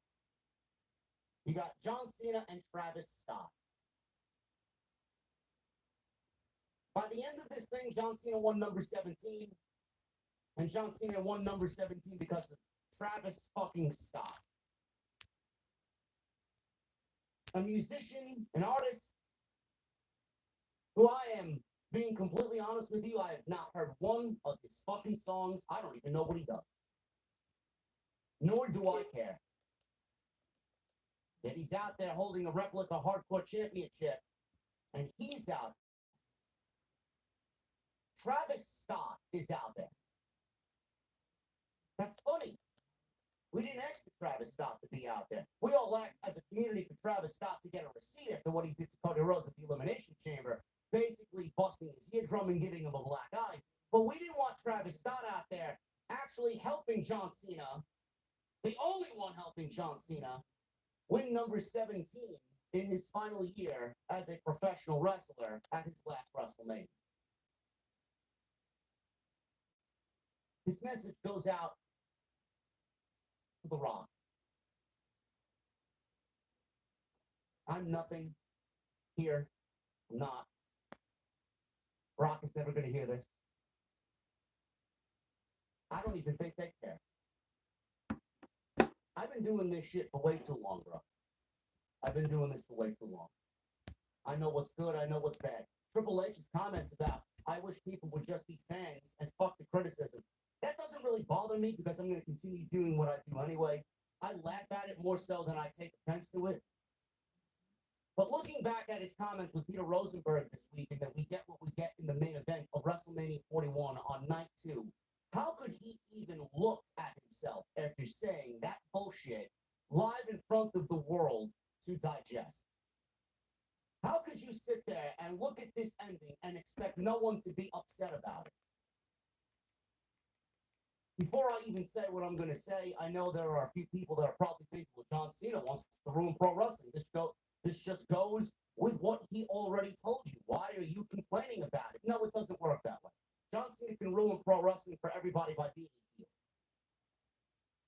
That doesn't need to come off in the most ridiculous, most incredulous, most underwhelming, most lame finish for WrestleMania that I've seen since WrestleMania 9. It's almost as if WWE was in competition with themselves because they were in Las Vegas. Let me put my tinfoil hat on. Let me talk conspiracy theories with you guys for a little bit. It's almost as if WWE tried to outdo themselves the last time they were in Vegas when Brett lost the title to Yoko and Brett points to Hulk Hogan to get into the ring and beat Yoko in 15 seconds for the fucking world title and be in a match he was never supposed to be part of. How do we outdo that terrible creative decision? Travis Scott. WWE in Las Vegas. All they do is make terrible creative decisions. This message goes out to The Rock. If The Rock wants to be back, then The Rock should be back. his 1 foot in and disappear for weeks at a time, months at a time, only to come back and then not revisit what he already has started, which we've seen time and time and time and time again. They'll probably get upset about it. They'll probably criticize it. Just enjoy the road the Rock is going to take you on. You got to be patient, be a fan. You're gonna...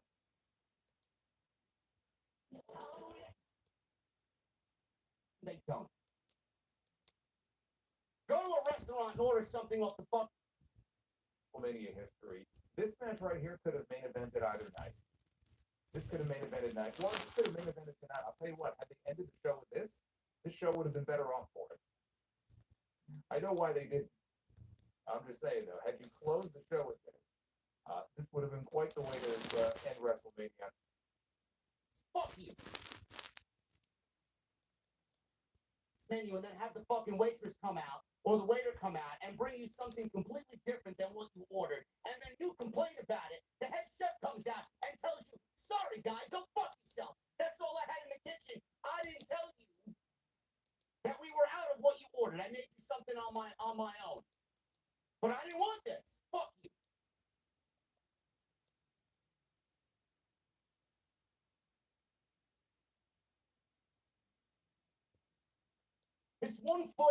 This 1 foot in and 1 foot out type of bullshit with The Rock has got to come to an end.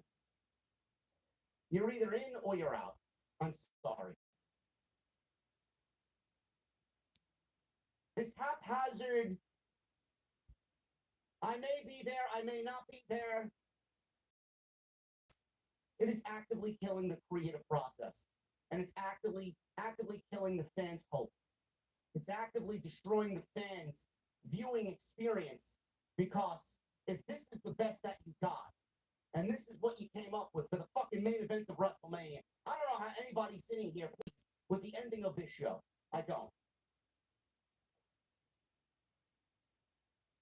Everything revolved around why did he sell his soul to The Rock? Why? From March 1st to April 20th, we haven't seen one Rock appearance. We haven't heard his name mentioned once. We haven't gotten any answer as to why John Cena sold his soul to The Rock. If The Rock is too busy to show up for the biggest show of the year after he already started something in a long, drawn-out story that involved the WWE Champion and the challenger, the number one contender at WrestleMania 41, fucking busy to show up and continue what he started, I need you to stay the fuck away for good. Seriously. The more you come back and tease the fans and give them breadcrumbs only to stay away and then stay away and then stay away, and the one fucking day, the one fucking moment that everybody is expecting you to be there because you are an integral part of the fucking story, you don't show up, and then the best you give us is Travis fucking Scott.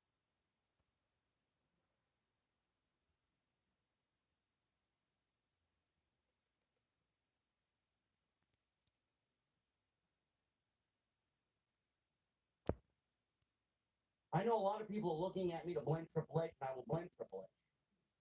He's the guy. He made it very well known that he's very bothered about the criticism of everything that's going on, especially on this road to WrestleMania. He is to blame.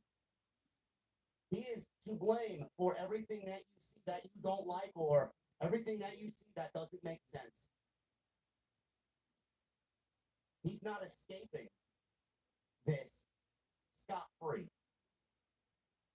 But I genuinely wonder, because we all know how The Rock is, how much he was supposed to be involved.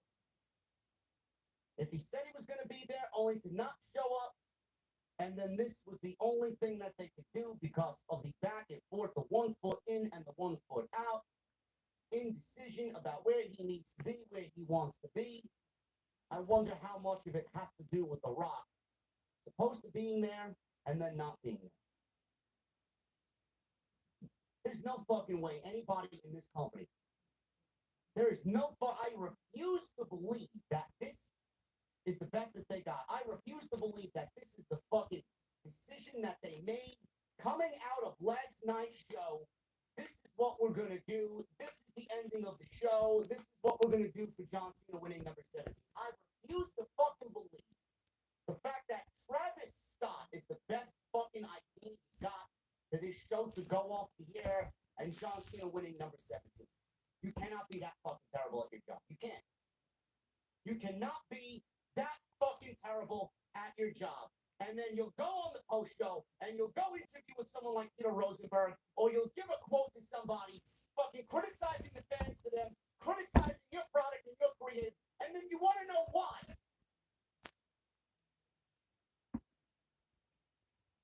If The Rock is not going to be a part of this, and it's not going to grace us with our presence to answer the questions that we need fucking answers to, stay the fuck away. Stay away. Stay away. I don't want you on television if you are not going to be on television. You commit to one thing and stay committed to one thing. You don't commit to one thing, commit to this, commit to that, and then have your arms pulled in 5 fucking different directions.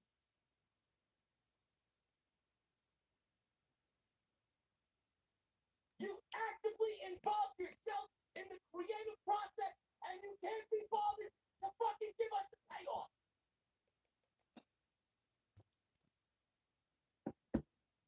The one guy you're feuding with lost the title, not because of you. Not because of your master plan.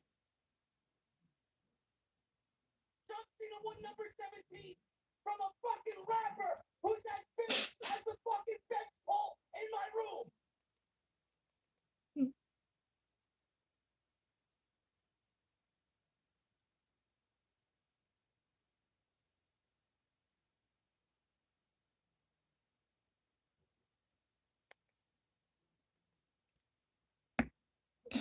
It's inconsiderate. It's disrespectful. And we talked about this on week 10. We talked about this on week 10. The one thing that people are going to remember when they walk out of that building, 61,000 people. The one thing that they're going to remember is how this show went off. Nobody even wanted Travis Scott in the Elimination Chamber after what he did to Cody Rhodes. Nobody. Yet he is the focus of my John Cena. It is going to be in the record books. It is going to be in the WWE annals of history.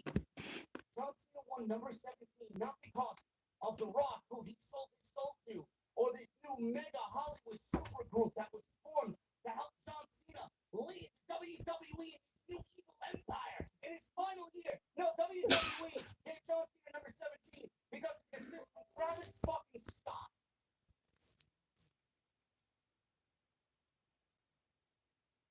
Everybody who booked this show, I'm sure they'll lay their head down tonight and fucking start counting their money because they sold out WrestleMania in Las Vegas, and it was the biggest gates in WWE history. While the fans are sitting here complaining that you gave us a shit ending to an otherwise very middle-of-the-road WrestleMania when he had one job to do, and that was make up for the disaster that he did on night 1. And he didn't follow for a while. Of all the nights, the biggest piece to this storyline is not in the building. You cannot sit there and wonder why fans are asking, where is it? Why? The Rock cannot be this fucking stupid. He can't. The guy who is a part of multi-million-dollar businesses across the world, he cannot be this fucking stupid. Does he think we don't need him? Does he think the fans are okay with this? Does he think the fans are happy about this?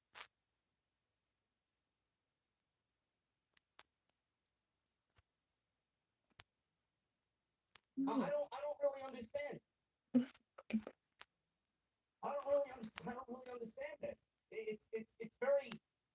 It is mind-boggling to me how they dropped the ball on this. You get one opportunity at John Cena winning number 17, and that's the best you fucking got. That is the lamest way to give the guy the record for the most titles in WWE history.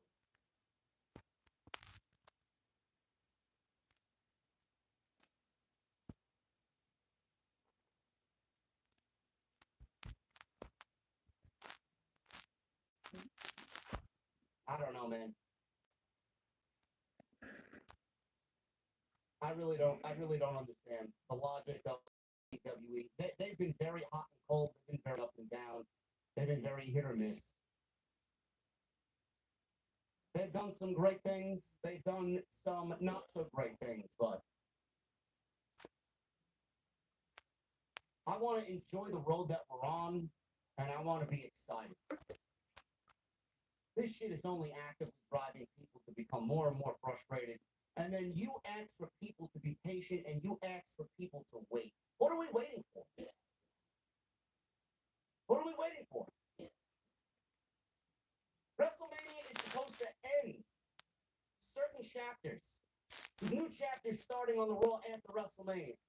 What are you doing going into tomorrow, which is the biggest Monday night show of the entire fucking year? What are you doing tomorrow to really combat the negative reaction now to what you caused here tonight in the main event? Is John Cena going to come? Are we going to see The Rock tomorrow? Are we going to get any answers as to why he did what he did? Or we're just going to glance over it and move on to the next fucking thing? That doesn't make any sense.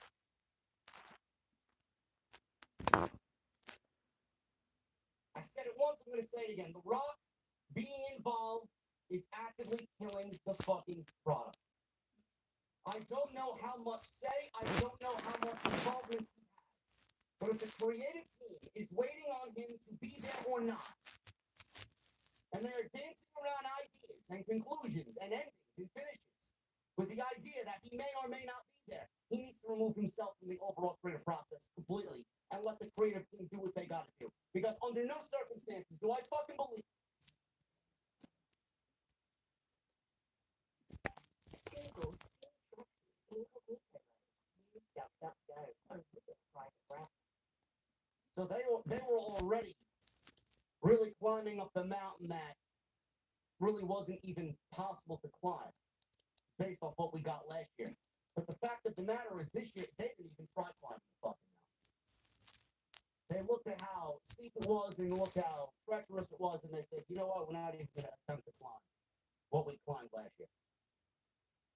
As a fan, as a viewer, knowing that WWE basically did not even attempt or try to give us a great ending after they gave us one of the greatest, if not the greatest WrestleMania ending of all time last year, that is a fan is fucking disappointed. And you should have every fucking right to be disappointed and voice your opinion to them as you want.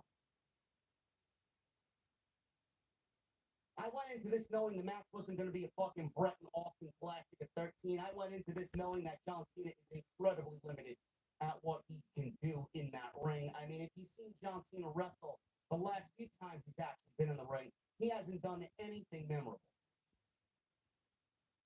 John Cena is now number 17.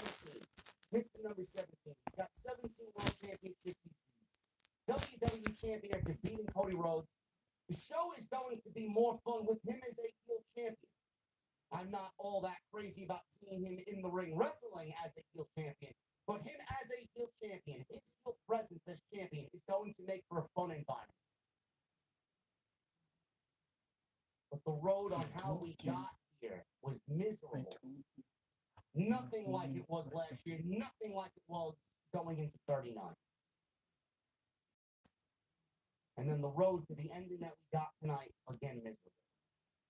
It's as if WWE tried to outdo the last time they were in Las Vegas at WrestleMania 9.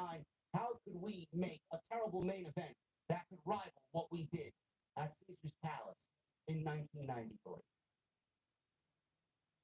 Disappointed. I don't know how you could look at this and feel anything but disappointed. The match itself, it didn't even matter. It was all about how they got the ending. The ending was fucking garbage. And by the ending being garbage, it's going to make everything else that we got before it, the lead up to the ending, no one is going to care, and it's going to be even more magnified because of how bad the ending was. Now people will go back and say, this was a terrible main event. This was awful. It was a bad match because the ending was bad. If the ending went off the way we needed it to, nobody would care about how we got to the ending. But now that you gave us an obviously terrible ending, the entire match is going to be fucking critically destroyed for years to come. And John Cena's last WrestleMania match will go down as one of the worst of all time. That's on you. That's on WWE.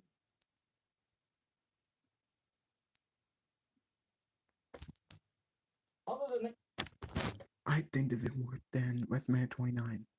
My time we made it in WrestleMania was against The Rock. That was the worst of all time. This one is top one worst of all time. I thought this show was tremendous. I thought this show was great. From the opening match to Randy Orton's mystery opponent, Becky Lynch coming out, which I wasn't all too thrilled about, Damian Priest, and Drew McIntyre. We got a very, very good show. And we're going to try and break this thing down for you guys here tonight. And again, I apologize, man. You know, I want to be excited about it. I know you guys feel the same way. It's not a good look for WWE. And The Rock, he has to know that he is absolutely destroying the whole vibe of the creative process here. He is destroying and playing with fans' emotions to a point where they truly believe he's going to be there. And in most cases, he needs to be there. There is absolutely zero excuses as to why he did what he did on March 1st. And then this entire road to WrestleMania, including both nights of WrestleMania, proving Dave Meltzer right, by the way, he's not there.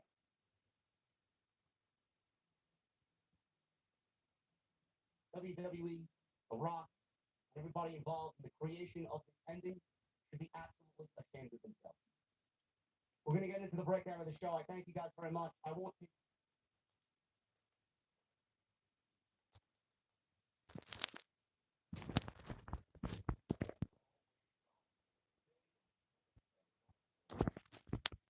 Wait, all of the drama, extra dramatic effect here. Is it going to be Nick Aldis? Is it going to be Solo Sikoa? Is it going to be Rusev? Is it going to be someone else who's about to make their big debut for the company? Did Jeff Cobb fly all the way from Japan after losing to Tanahashi yesterday to be the opponent for Randy Orton? He would have come out to fucking crickets. It's a good thing it wasn't him. Now, it wasn't any of these people. It was the TNA World Heavyweight Champion. For the first time in WrestleMania history, the TNA World Heavyweight Champion makes an appearance. Joe Hendry, who got a very good reaction. These people knew who he was. They played his video, they played his song, he comes out, he's got the championship around his waist, big smile on his face, and he's swaying his hands, waving his hands back and forth, swaying. Everybody in the crowd is swaying as he makes his way down to the ring. This was the biggest moment in this man's life. He walks out there. This is his WrestleMania debut. He's out there in front of 60,000, or what they claim is 60,000 people. Right? Packed house, fans as far as the eye can see, more fans than he has ever performed in front of his entire life. And he's got the TNA World Heavyweight Championship around his waist. He is there representing TNA. You know, now that I really think about it, maybe if this is the main event, if that's the finish that they were going to give us, maybe they should went to night one.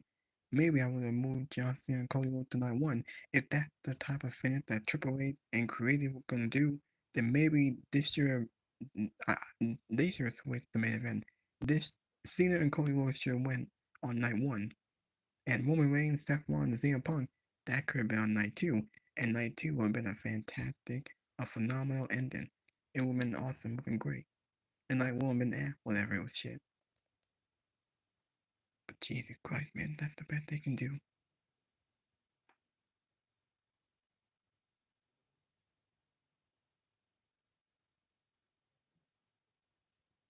Now I'm curious of what John Cena is advertised for the WrestleMania. So I'm curious what John Cena gonna do.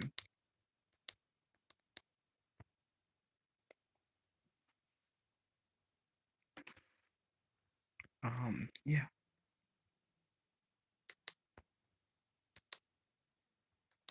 Now, John Cena beat Cody Rhodes, number 17.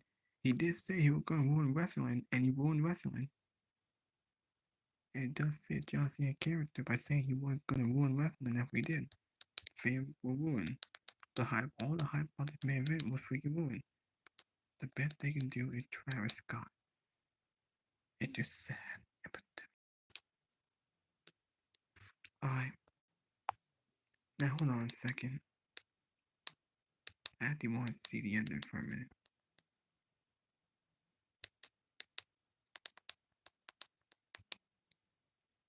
Alright, now hold on a second. Is the press conference over? Hold on. Oh wait, it's still live, it says. The press conference still live. Disney Plus and Max together for $16.99 a month. The press conference is still on, it's very long.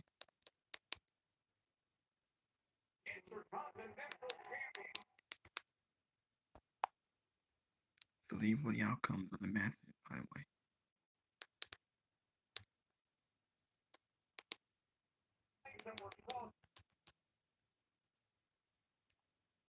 These were the matches.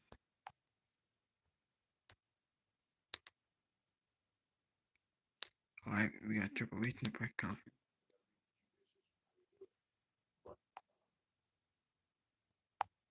Having somebody like him be a part of this, you know, be wide open to anything.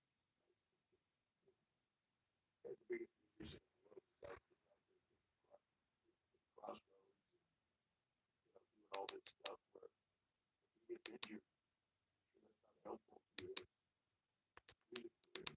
So it's fully out of a place of respect. And when I see him with our talent, I see him with our people, I see him with even our crew and everybody else. He's the most respected guy. Now, I'm trying to watch the press conference. See what Triple H is saying. But like that makes me want to work hard for that. But that's happened a little bit over time.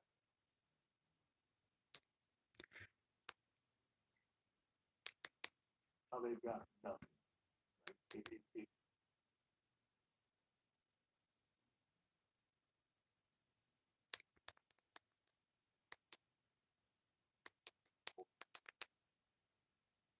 They said that Paul Heyman was on the Pat McAfee show. Now it only said John Cena, first interview with 17-time champion with Michael Cole and Pat McAfee. So that's gonna be tomorrow morning. Can't wait to see what that is. Going to be big. It's going to be a lot on it. It's going to be exciting. So. Alright.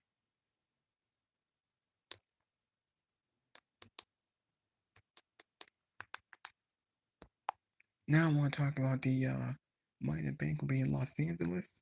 We got the World Collides in Los Angeles Saturday, June 7th. I think they're all on the same night, but a different timeline. Alright.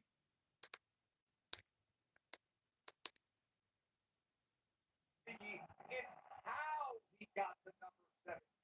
It was dirty. It was underhanded. He removed the corner to expose the steal. He had Travis Scott for the referee. He had Cody with the world title. But ultimately, I don't know if any of that matters because at the end of the day, John Cena stands alone at the very top. Move aside respectfully, Ric Flair, because John Cena has 17 world championships. He is indeed, at least on paper, the greatest of all time. At least on paper, right? I mean, it's not how you envision him getting to 17. It's kind of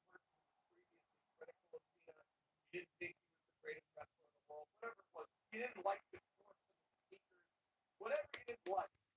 I actually forgot to show this ending, by the way. When Cody Rhodes and John Cena playing tug of war with the belt, Cody Rhodes debating whether he wants to hit John Cena. John Cena begging, Does it change your mind that he gets the record title? and John Cena low blow Cody Rhodes. Not at all. And look, his impact on this business the last 20 years is undeniable. I don't know if we're even talking about Netflix, Raw on Netflix, if it wasn't for John Cena. I don't know if we're talking about WrestleMania having the scale and scope and size if it wasn't for John Cena. Yeah, but how far did he set us back tonight? How far did he set us back tonight? Okay? I'm sorry. Travis Scott is incredibly talented. But we had a 165-pound dripping wet rapper walk out of the ring and determine the end of WrestleMania.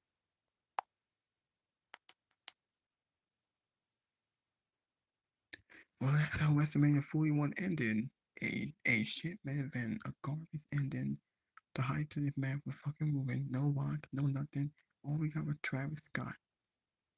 Now, John Cena is gonna be on the WrestleMania. He's advertised for it. We'll see what happens there. What's he gonna do? Is he gonna face Cody Rhodes again? And Cody gonna get rid? He didn't get screwed with John Cena one match cheating. Cody Rhodes chasing, trying to get the belt back. We will see what happens. That's John Cena. He did that.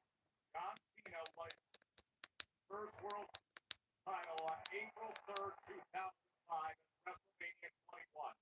Now here he is with his seventh.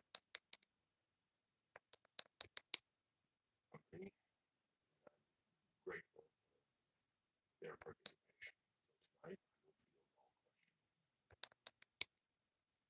I have a lot of questions of how and why that dynamic works in terms of the different years. I think you could tell me a bit about your mental and physical prep this year. Field one more question. Fine. Real champion. Specific game up next time.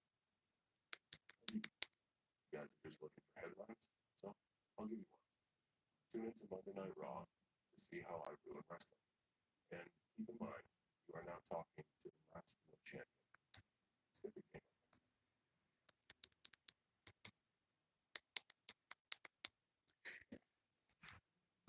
Well, they showed John Cena's accolade. Defeat Cody Rhodes, 17-time world champion, 9 world-time matches at WrestleMania, tied most ever, 5-time US champion, 4-time tag team champion.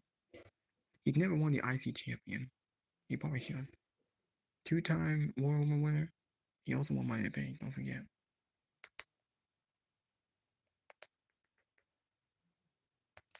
Well,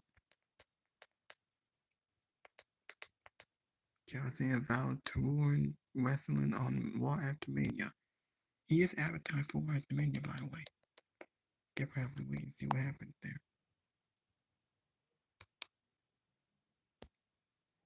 Being loans help veterans own new homes. Here, financing helps them get the most out. Cena with the championship. And Cody Rhodes. Watching this In a replay. tug of war with Cena over the title, and Cody now has it. Cena did it.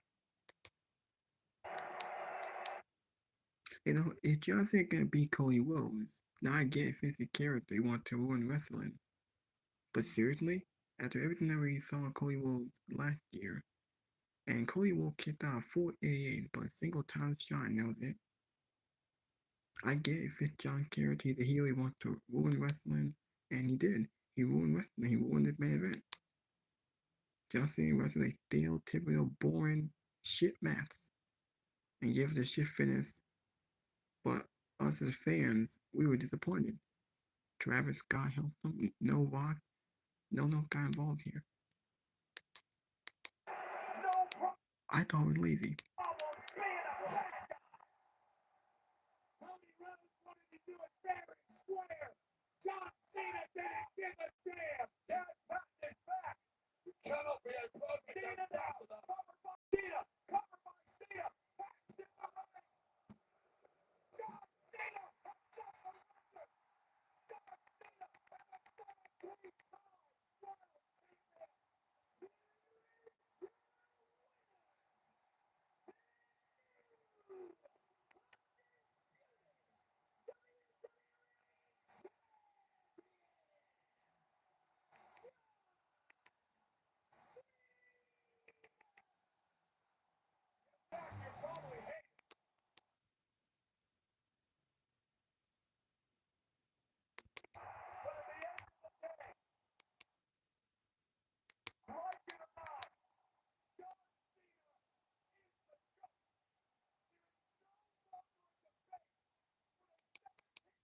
You know, I'm not sure what main event was this match or his match with The Rock when he beat The Rock at WrestleMania 29. I think this match has to top it.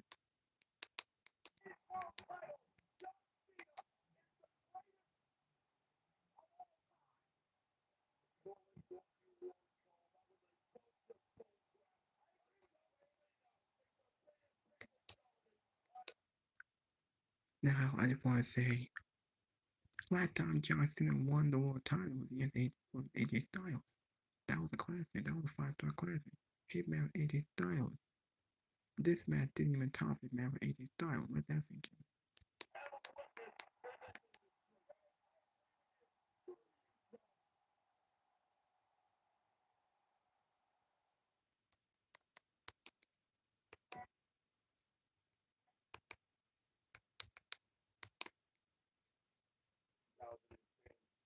Hold on.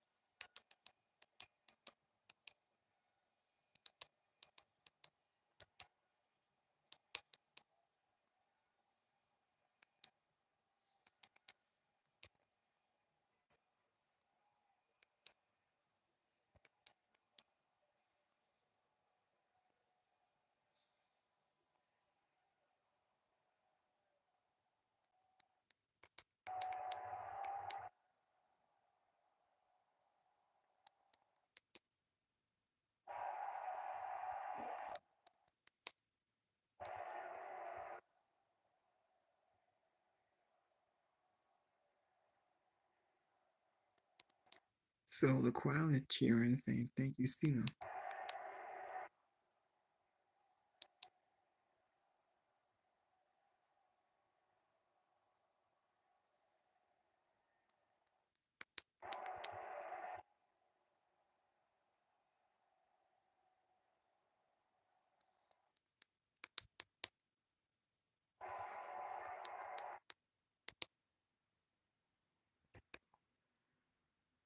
So, I probably should have showed that earlier.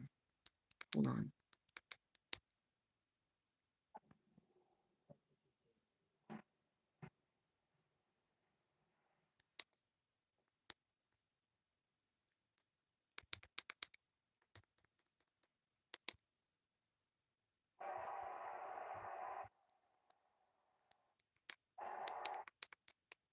Hold on. Hold on.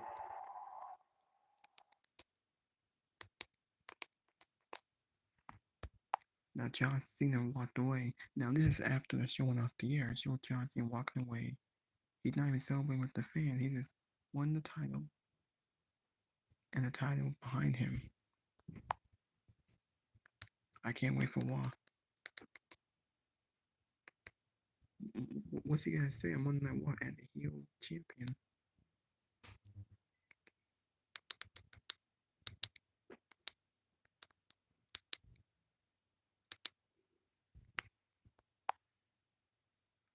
John Cena vowed to ruin wrestling on the Wire to Mania. We will see what happens here.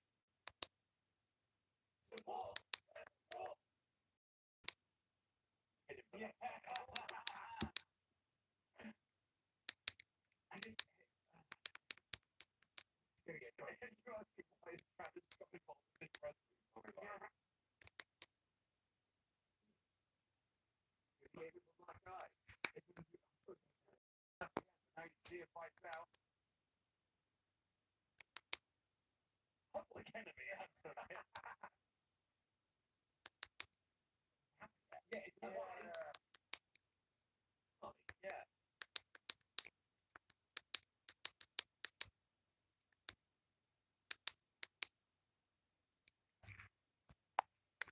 Wait, hold on a second, hold on a second.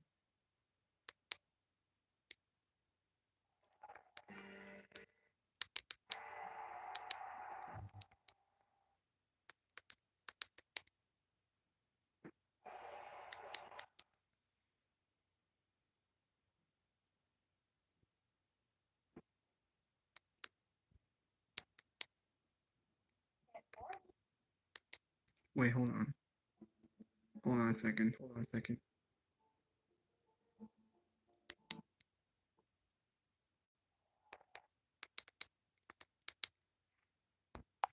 You know what? I think I made the video long enough. I think I'm gonna stop the video. Is there any more podcasters? Or is that it?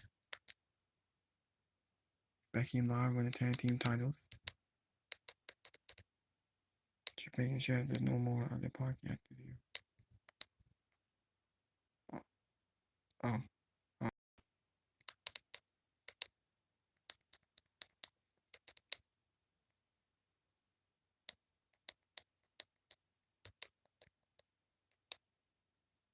Triple H actually is there. Like Stone Cold's matches and Triple H's matches are way more similar.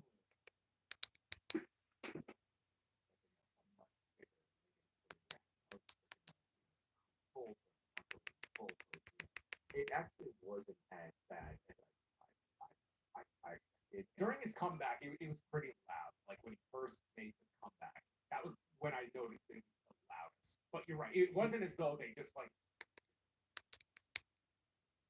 Stone Cold Steve Austin smooth the fuck up out of there immediately after. Get him out.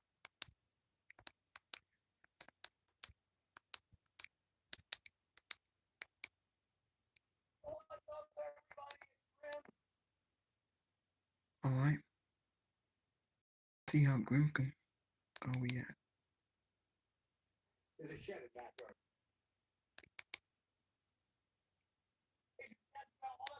I'm about to beat the fuck out of Marshall.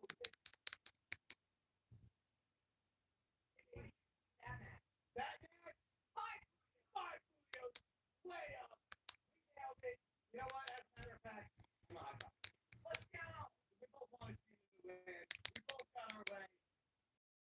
Okay, can I just say, Coach, like,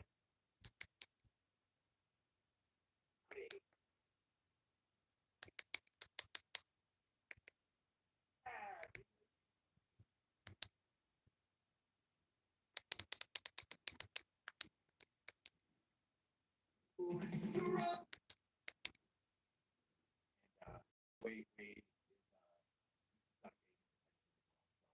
is not It was a clunker in many ways. I have at least liked how refreshing, like how honest they are. More on the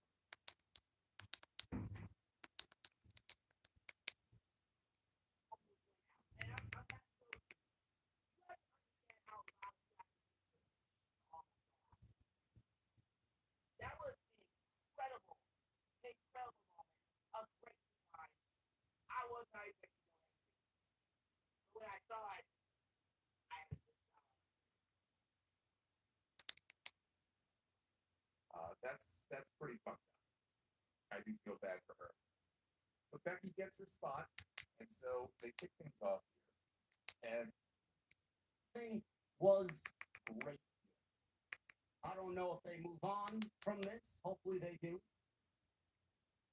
Maybe Damian Priest moves on and wrestles for you. Wrestle.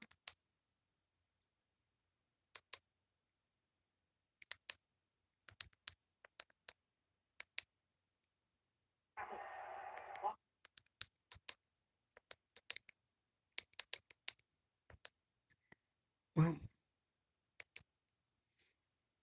I'm Christine. hold on. Why do we guard? Why don't we take our days off? Instead, And he had a little bit of a special entrance here. This match was sponsored by the new Doom, Dark Ages. I will be take a hot take though. She gave Raquel a Molly go round. because it's mid.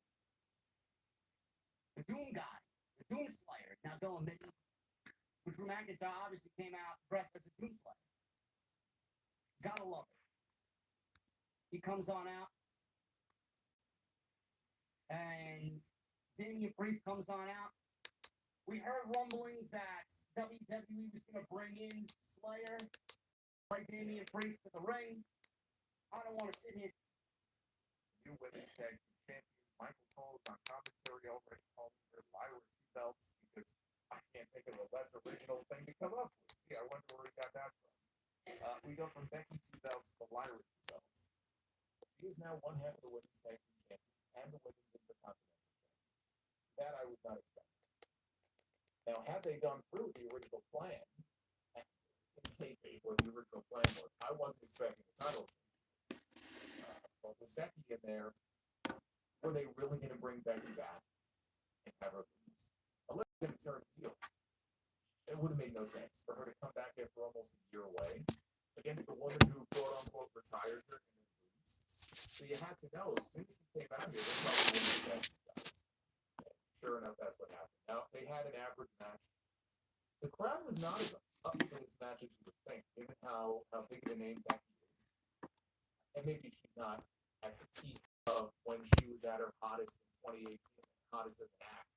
We're talking 2018, 2019. It's been a while, but still, she's a major name. We haven't seen her in a long time. She got a great reaction coming out. The match itself, though, was just kind of like, and that's kind of how the crowd was. Yeah. Wait, well, yeah, because nobody cared about this tag team match. Going into it, nobody cared. No one gave a shit about the women's tag team title. They're irrelevant. They're devalued. They're garbage. There's no division. These are basic tag teams. We didn't care when Bailey was in it. We can't even lie when Becky was in it. But anyway, Becky and Lyle, they won the belt. The match was your bathroom break. It was the death slot. The match was second class on the card. At that point, people were just waiting for the main event to happen. Yeah, but they were happy to see them win the titles. Lyra was obviously ecstatic to have two championships. This is not the first time that Becky Lynch has come back. Her first match back and won a championship. And so for all people who want to throw shade at Charlotte Flair, and hey, rightfully so in some cases perhaps, but if you want to throw shade at Charlotte and crack jokes and everything, you got to be fair about it. Not the first time that we've seen this with Becky Lynch. She comes back and all of a sudden she's got gold around her waist. I just hope they have a good story to support it. And I hope Bailey gets a good spot in this. Because after this, I can understand why people would be upset. Lee. McIntyre cut off Priest, come back, attempted. Then we get to now nobody as far as I know got injured or seriously injured, so I can laugh about this. Oh, there ain't nothing funny about this.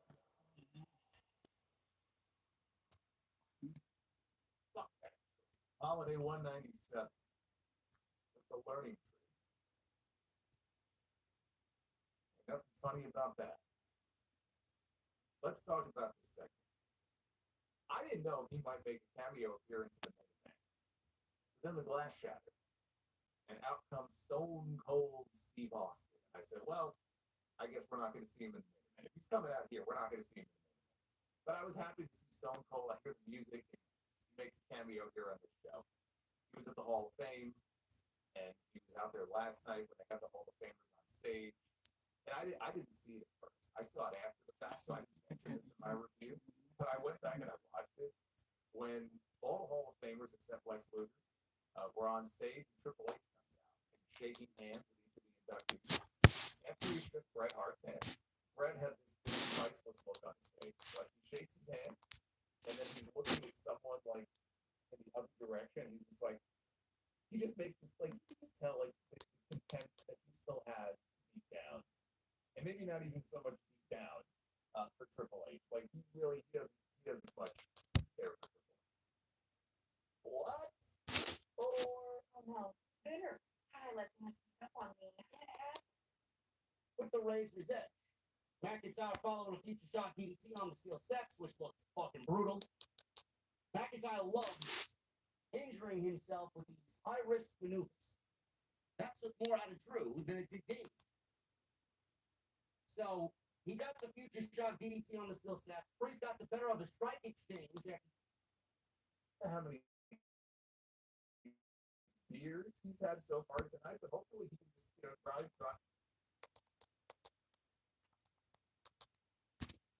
press conference is over.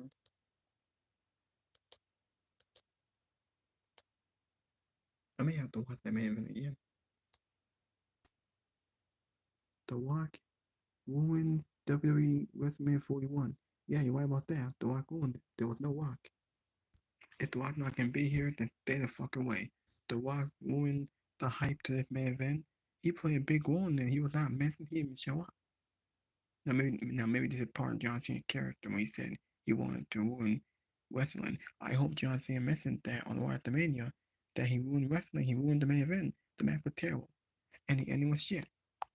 And all the fans, all the hype of the main event was ruined. I don't understand that. John Cena won his 17th world title because of Travis Scott. I think we're live. Welcome to the most.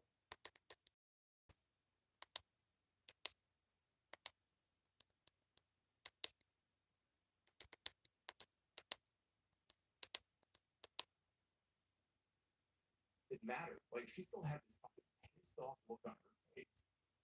So Austin just leaves the ATV. I really think.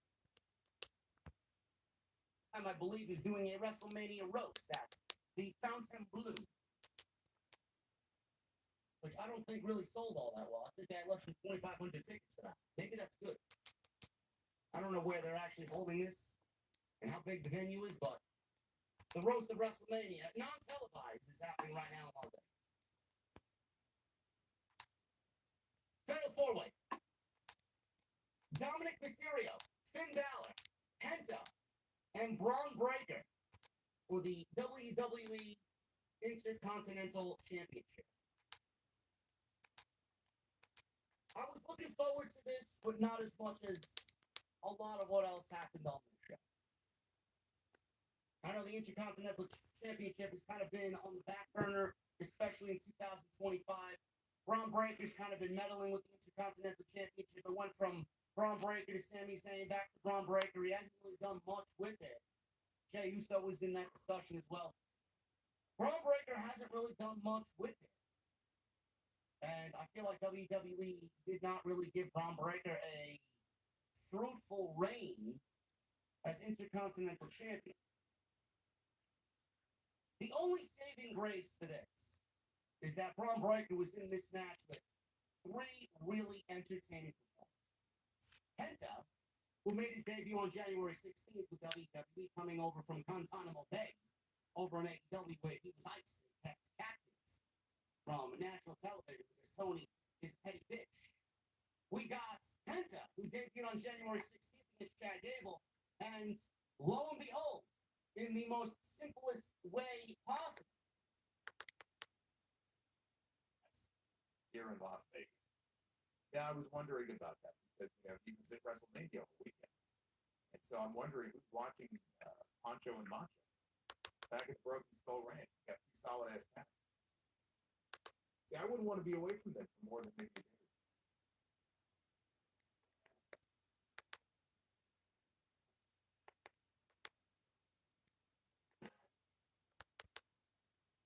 Hitting the de facto number 1 contender, I guess that makes you just as good as the number 1 contender. And then Dominic. Dominic is the mastermind here, working in the shadows with Liv Morgan, really leading the Judgment Day while Cena in his final WrestleMania match, trying to win a record-setting number 17, going up against Cody Rhodes, the undisputed WWE Championship. John Cena had not won a singles match before tonight in 7 years. He had not won a singles match at WrestleMania, they said, in 10 years.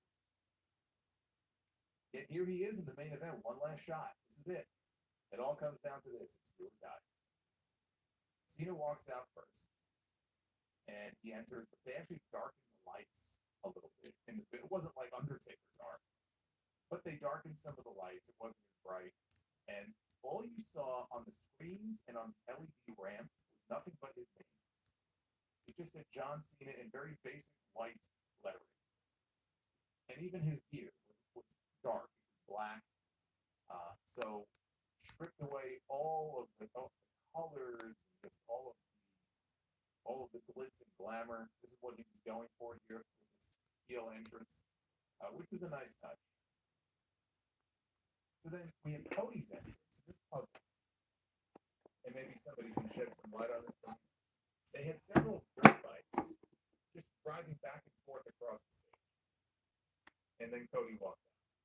What is the significance of the dirt bike? When have we ever seen Cody either come out on a dirt bike or be associated with a dirt bike? I don't get it. I don't understand. Then he walks out there, he's got the skull mask that he was wearing last year, and it opens. Like, it opens to reveal his face. Like a toy. And that was it. As far as like WrestleMania main event entrances go, these were pretty fucking lame. I have to say, these were very lame. Much like the main event itself was. So both men got noticeable boos when Alicia Taylor was doing the in-ring introductions. Cena got booed. Cody got booed. Everybody gets booed. It's a heel crowd. That's what they do. They just hate on everybody. But it was very noticeable the boos that Cody was getting here tonight. They rang the bell. I will say this, when they rang the bell and the match started, it did have that big fight feel.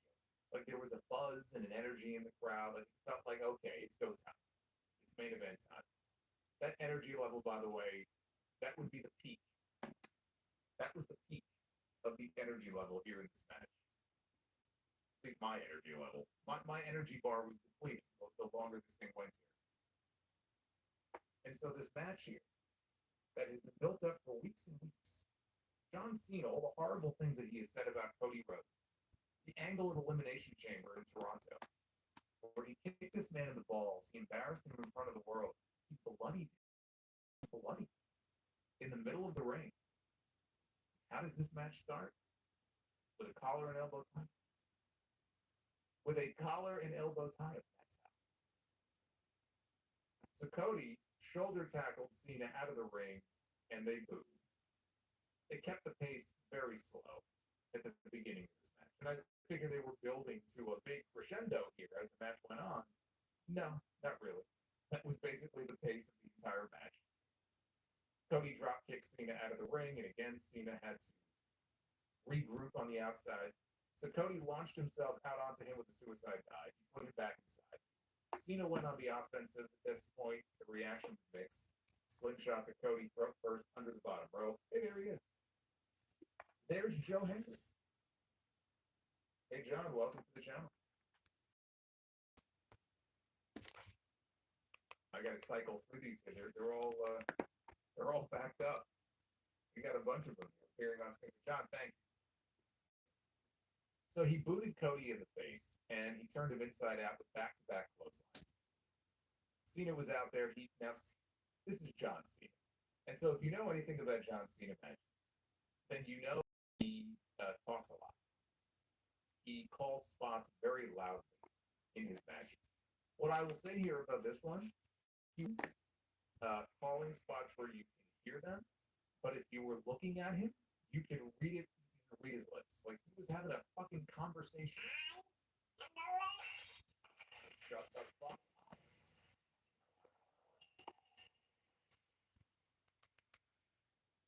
Fuck that shit. Hey, Jeremy, thank you. Google still tracks you in the auto mode.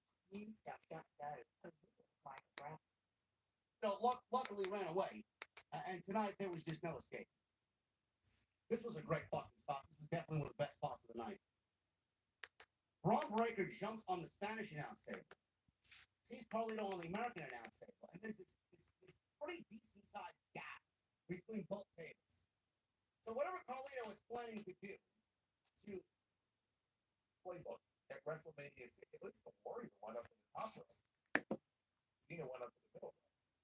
That's what the Warrior did in this match with Hogan. When the referee got bumped, right? Double axe handle here, double axe handle there. He went for a third one, and Cody kicked him in the gut. Cody fought back, but Cena poked him in the eye, and he got cheered. And again, I keep saying that these fans are heels. I'm going to put it on a fucking t-shirt. Fans are heels. Fans are the heels. So Cena busted out a tornado DDT off the ropes. That was honestly the biggest move he did the entire match.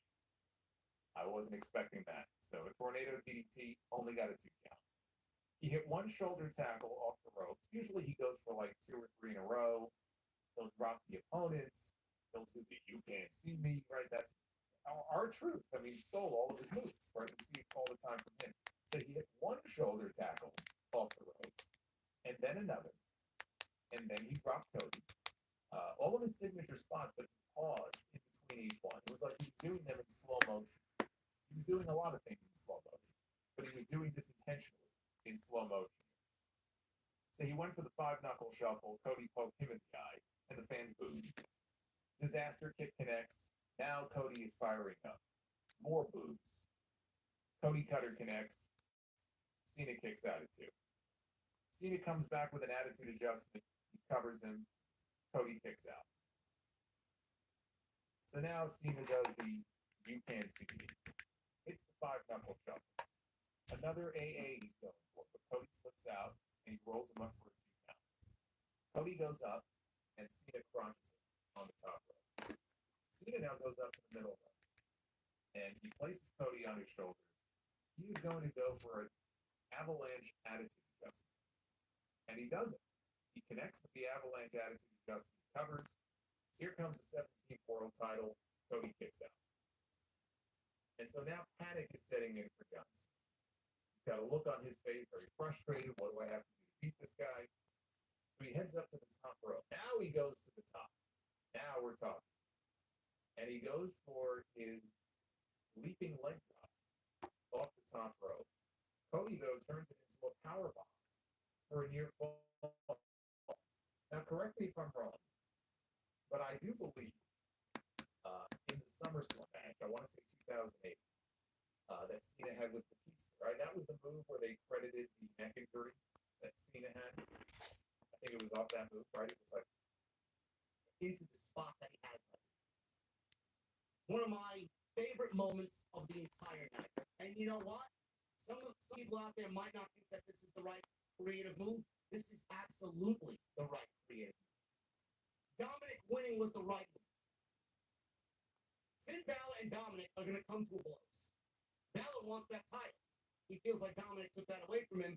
Balor feels like he's the leader. So Balor is going to demand the championship match because he's the leader. He's not going to last for the Judgment Day all that long. And we'll probably end up Balor getting replaced in the Judgment Day with a possible new member, whoever that is.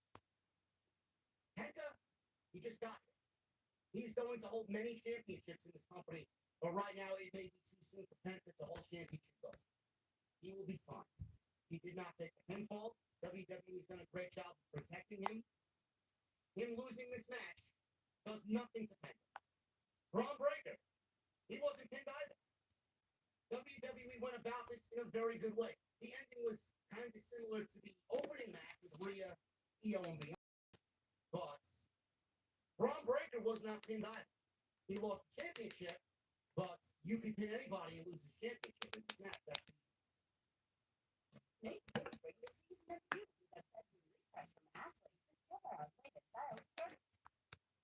Cody hits Crossroads. Cena is down. Cody covers him, but there's no referee. So he gets the visual thing. There is no ref. Cena then goes over and he pulls off one of the top turnbuckle pegs in the corner. And he sends Cody head first into the turnbuckle, the exposed buckle. See, now you can tell. One of the things that I absolutely hated about the second Rock Cena match was the fact that we had so much finisher spam between them. And we get finisher spam all the time now in wrestling. We had it even in the main event last night, but the difference is that was a much better match. That was a much more exciting match. I can ignore it to a degree if there's a great match that I'm watching and they go a little overboard with it. When you have a match that's fucking boring and you're just constantly relying on the finisher spam over and over and over again, it just gets very old. And I think you tend to notice it more. I think you're willing to let more go if you're really like into the rest of the match and you're enjoying it. big holding shot for it, so I'm assuming he's going to wrestle move on to Goldberg and whatever else is next for him, possibly Money in the Bank. We don't really even know if Dominic is a babyface. This WrestleMania crowd, it's the smartest marks in the entire world coming together to sit 60,000 deep to watch WrestleMania continue. They enjoy Dominic's work. They may enjoy his work tonight, and then he may get vehemently booed tomorrow on Monday Night Raw. Who the fuck knows? Or the week after on Monday Night Raw. Who knows? 5,000 people in here, and Bobby's world is one of them. And he just dropped a $100 bomb. Bobby's world, thank you very much. I hope you have a good night. I will get to your message and everyone's message in just a little bit, but we got to talk about our pal Travis Scott. We hear Fiend in the middle of this match, and John Cena is sitting in the ring. And so here comes Travis Scott with his replica belt that he had with him at Elimination Chamber. And Cena is smiling. And Travis Scott, slowly, and actually, there it is. We got a super chat here from Travis Scott. Travis Scott slowly, and I do mean slowly, begins to make his way down to the ring. Now, this is not the longest ramp they've ever had for WrestleMania. It was actually on the shorter side compared to some of the ones they've had. But it's still a long ramp. And they're in the middle of this main event match here. And he's taking his sweet time coming down. I'm looking at the clock, I'm looking at my watch, I'm like, okay. That's the best moveset. Yeah. Can we get the show on the road here? But he makes his way down. Cena reaches down, he actually helps him up like he's a little kid. He pulls him up onto the apron. And he raises Travis Scott's arm. And Cena holds Cody for Scott to take a shot. Cody fights him off, though, and Scott drops down off the apron to the floor. Crossroads. And so Travis Scott now pulls the referee out of the ring when Cody goes for the pin. So now the referee is out on the outside. Now he's down again. Cody is now inviting Travis Scott to get into the ring. And this is where I started to get very irritated. Because I was still like, okay, The Rock is probably going to show up, or maybe somebody else will show up. We'll see what kind of nonsense we get here. And I'm sitting here at this moment. I'm like, wait a minute. I was one of the people who kind of defended the move as far as Travis Scott at the Elimination Chamber when everybody was shitting on it. I'm like, all right, you know what? He's got a name. They just wanted him to be present for it. Like, it's not a big deal. Now I'm watching this WrestleMania main event, and now Travis Scott is the only one out there. And he's involved in the middle of this pretty significant, historically significant championship match here at WrestleMania. Like, is there more to this that's yet to come? Like, there has to be, right?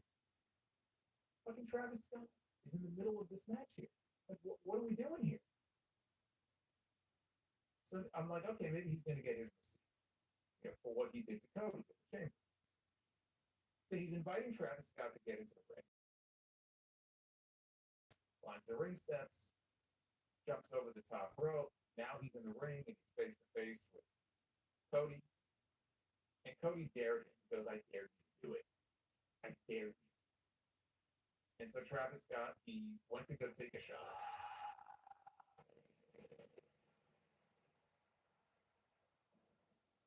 Oh my God.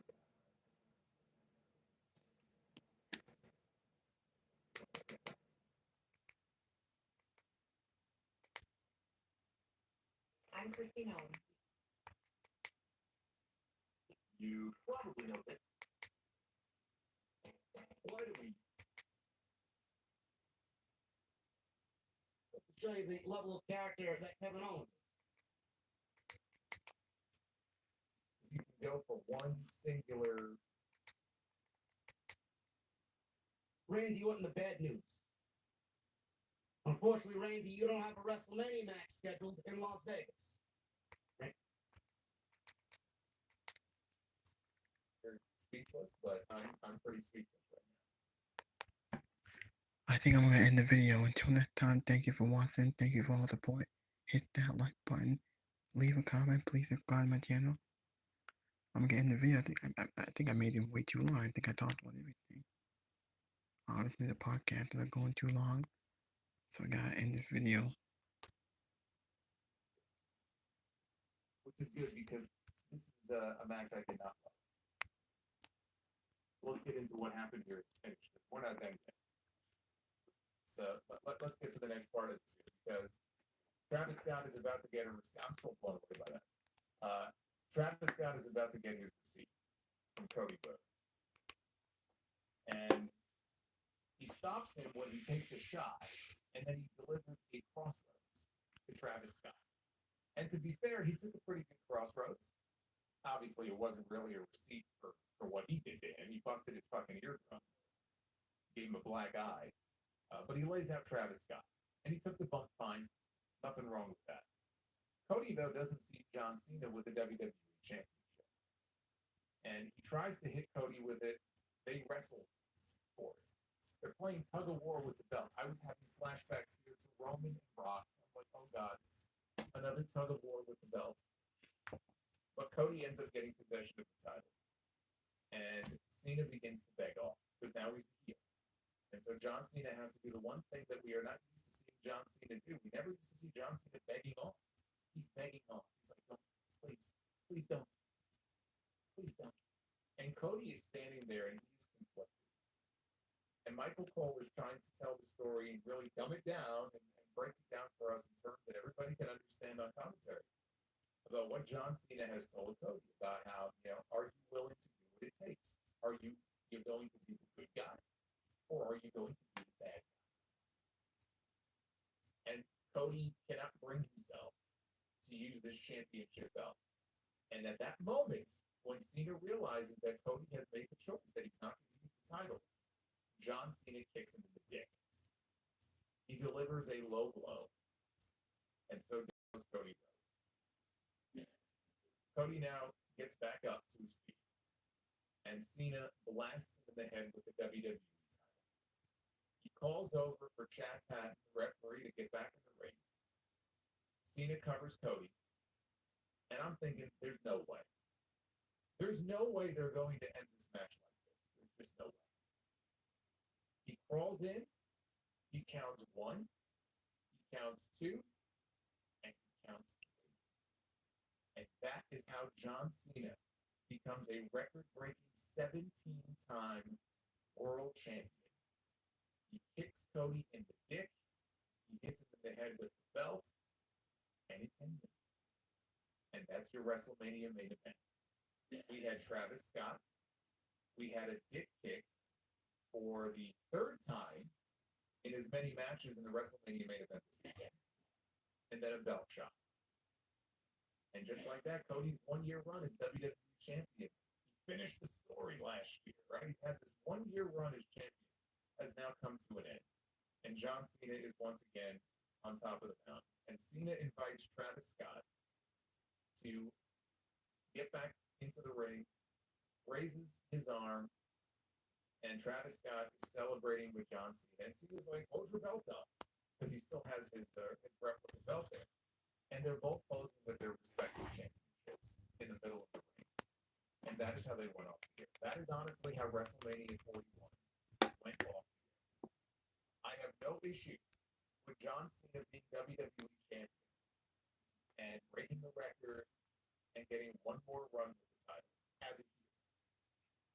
Like I said earlier, I think there's great potential to have some fun with this. He's going to go in there and have matches with Randy Orton and CM Punk and all these people. I would rather the dynamic be him as a heel and them as a babyface. I think it makes it more fun. I would like to see that. I have no problem with that. What I have a problem with is the way that they went about doing it. This was completely underwhelming. This was as underwhelming a WrestleMania main event finish as we have had in years. And for such a historic moment, you would think that they had something more planned. I thought there was a possibility they might try to tie in the main event ending last night with this. And now you're getting into fantasy booking territory, and I understand it. I'm not going to hold that against them. Some idea that I came up with, they could go with the idea, and I talked it into my tournament about that. I was waiting for something to happen here, and nothing did. The match itself wasn't great. It wasn't terrible. Believe me, I've seen worse WrestleMania main events before. John Cena, what he gave us tonight is about as good as he can give us. The biggest thing he did the top rope leg drop that got counted into a powerbomb. That's probably the biggest move I've seen him do in years. you're gonna get what you get now from John Cena.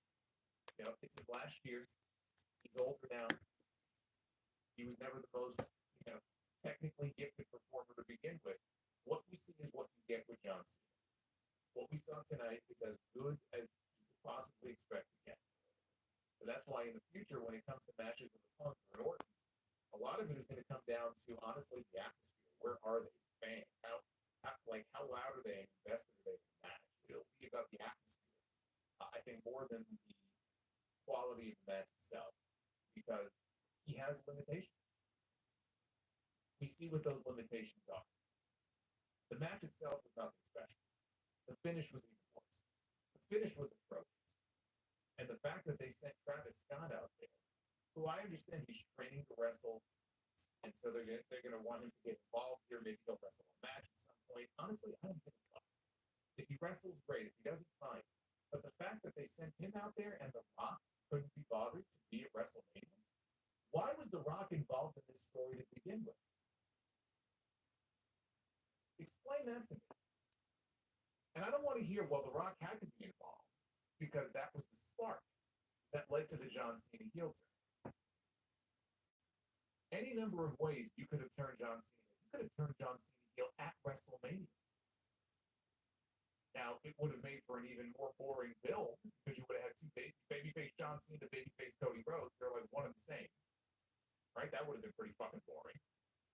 But looking at what they did, I'm not so sure it wouldn't have been a better idea if they insisted on doing this match to just save the heel turn for WrestleMania. But then I guess it would have clashed with what they did last night.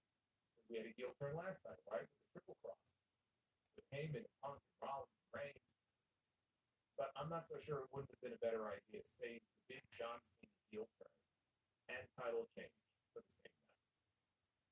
Instead, we had John Cena as a heel on television for 3 times, whatever it was, not giving us a whole lot of anything.